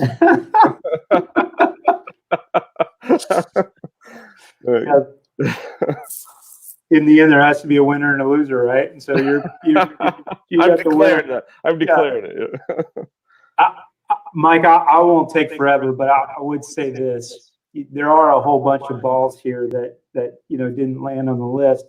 But I'm going to go back to something that Tom said earlier, and that all of these balls are tools for the greatest athletes in the greatest sport. And it really is the bowler. But you have these manufacturers that are developing all of these great products for these bowlers so that they can go out and be exceptional. And again, I think one of the underlying things that happened tonight is you heard names that came up through the stories. And again, I think that you would get that from this panel probably anyway when you think about, the Orfs and Danny and Michael and Brian and Tom. You think about all of that, but just to kind of roll through a few of them, obviously we heard about Jason Belmonte and Earl Anthony and Walter Ray Williams Jr. Don Johnson's name was brought up, Glen Allison, Del Ballard, Carmen Salvino. Shannon O'Keefe was on the show. E.J. Tackett. We heard Brian Voss's name. Again, these balls are tools for these folks to use their talents, and they're the greatest in the sport. And so I think it's kind of one of those unique things where this was about the bowling balls, but you can't really talk about the balls without talking about the players, and it's the greats that make the game. So, Mike, thank you. Thank everybody on the panel. I really enjoyed the invitation, and it was a wonderful evening. And I'll just close by quoting a Larry Lichtenstein quote that I will take with me. It's a game of dreams. So thanks, everybody. Tom, anything else you'd like to say? That was great. Perfect ending. Thanks a lot, Mike. Thanks for putting this together. All right. Well, thank you, gentlemen, for being here, of course, and I appreciate the relationship with both of you. Okay, Matt, let's wrap this up. I'm gonna bring Matt in here, who's been producing all night behind the scenes, and I believe I was the youngest person tonight on the program at 40 years old, and I wanted to make sure that we had people that knew all the bowling balls over the years, and I think I picked a pretty good group. I really enjoyed it tonight. And Matt, being 26 years old, I can't wait to get his feedback on this. I think it might be a little bit like what Shannon said. We're all a bunch of nerds. So, Matt, you ready to come on with me? Yeah, Mike. Right, you got, in the words of Mike Flanagan, you got a copy? You got a copy, Mike? In the words of Mike Flanagan, you got a copy? A couple thoughts here coming out of this draft. Shannon O'Keefe came off the top ropes and called everybody a bowling nerd and said, I didn't start bowling until 1996. Well, guess what? I don't think I started bowling until like 2004.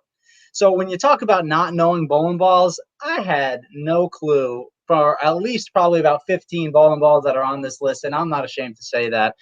When people are starting to talk about high roads and black widows, and I'm looking at I can't even find balls that I know on this list. So really cool to learn some more history about the sport of bowling. Worst arsenal of the night goes to Brian O'Keefe, by far the worst arsenal in this draft. I mean, just absolutely awful. Just terrible. Ted Baer put me through the ringer here with some of these choices and my spelling. I mean, he's picking like Tight Line Tony the Tiger balls, Tiger Smith, Mikasa balls. I mean, Mikasa, Sukasa, right? Now we're talking Spanish, and I don't really know. I don't know how I met Amflight 3. I mean, just put me through the absolute ringer here. Yeah, there's certainly some balls here that I didn't think were going to make it through, but it was a blast. It was a great time. Also, I have a lot of respect for Shad Murphy, obviously, and I think Chad knows that, but I'm kind of a little questioning Chad's seriousness about this draft here, coming off the top ropes, drafting the 4-pound green bowler's ed ball. He said before the draft started, hey, Brian, do you think you'd be able to pick my first pick? And Deep was like, oh yeah, I can pick the first pick, no problem. And Chad's like, okay, go ahead. And I think we all know why now that Chad was so confident that Brian was not going to get his first pick right, because I don't think anybody in a million years would have picked that ball. But so grateful to be hanging around absolute legends. I mean, Litch has got a story for everything, and I've gotten to hear some, but to learn more is just absolutely amazing. Danny, Chugs, deep, of course, the Orfs, Chad, Tom. I mean, just a legendary group of people, and it's been a really fun night. Yeah, it's been cool, man. And I appreciate all the work behind the scenes. It's not easy maneuvering all these people around with tech issues and everything else. It just happens. But that's the way of the world now with Zoom and the way things are going. It's just, we just get through it the best that we can. I miss doing the show with you, brother, on a daily basis. But we're thinking about doing more things like this, these one-off fun nights where we put together, we tap into our Rolodex of people and we put together these fun nights. We bring people together. You know, there were people on tonight's stream that at one point or another during their careers really didn't like somebody else on this stream here tonight. And one thing that we're trying to do, and I've got the haters out there too, is with everything that's happened with COVID and things that are happening in the world with George Floyd and everything that's happened, I'm really preaching this clean slate thing where we just all come together as bowlers and we just say the hell with any differences we've had in the past. And I mean that truly. And that we can take bowling forward together and work together. And I appreciate the guys on this panel that decided to get together tonight. And I guarantee you there's going to be text messages happening after this. They're going to be forever linked to this here tonight. And to all the ball companies out there, seriously, for you to be able to provide so many great products over the year, I said it on the open, but to be able to do this for all of us, you know, those bowling balls, man, there's nothing more exciting than getting in a debate over a bowling ball. But you know what? Usually it always ends peacefully, it seems like, when it comes to a bowling ball debate, unlike sometimes righty versus lefty, two-handers versus single-handed, skill ball versus resin, what's ruined the game, all those sorts of things. But we can celebrate the great bowling balls of all time. So, Matt, thanks again, man. This is great. And one of our next ideas that we have potentially is I might go bowl 24 games. And Matt's going to commentate in StreamYard, and we're going to just have me go bowl for 24 games straight, and people can make fun of me and bring on guests and things like that. Because right now, live streaming people bowling right now is getting 60, 70,000 reach, and that's what we're trying to do here. So look for a 24 game marathon by me bowling, and maybe some of the expert panelists will come on and make fun of me with you, Matt. But that's maybe our next live stream that we're considering. So I want to thank everybody that watched here tonight too. I mean, this is a long time to be sitting here listening to these stories, but hopefully you got something from it. And I want to thank our panelists. I mean, you got Shad Murphy in Arlington staying late. Jen and the kids are at home. You know, you got the guys on the East Coast as well that stayed late, and everybody's still sticking around backstage. It's like they don't even want to go home. This is like a late night sweeper or something like that. And maybe one day we'll do a marathon for a weekend and raise a bunch of money and hand off the stream to USBC, to PBA, to Beef and Barnesy, to whoever we do. But we're just going to keep trying to push the envelope here. And I want to thank our entire team at Inside Bowling for providing the graphics and the thumbnails. I want to thank the USBC for letting us live stream on their platform again. And just thanks to all the bowlers out there. And I can't wait to see everybody get back out and start bowling. So for Matt and for all the great folks that we had on here tonight, and to the manufacturers, again, a great celebration of what they've been able to do. When bowling returns, make sure you support your local pro shop, you support your local bowling center, and we'll see you down the road here on Inside Bowling. Thanks for tuning in tonight. It's been a great night, one I'll remember for a long time. Have a great night, everybody, and be safe out there. We'll see you.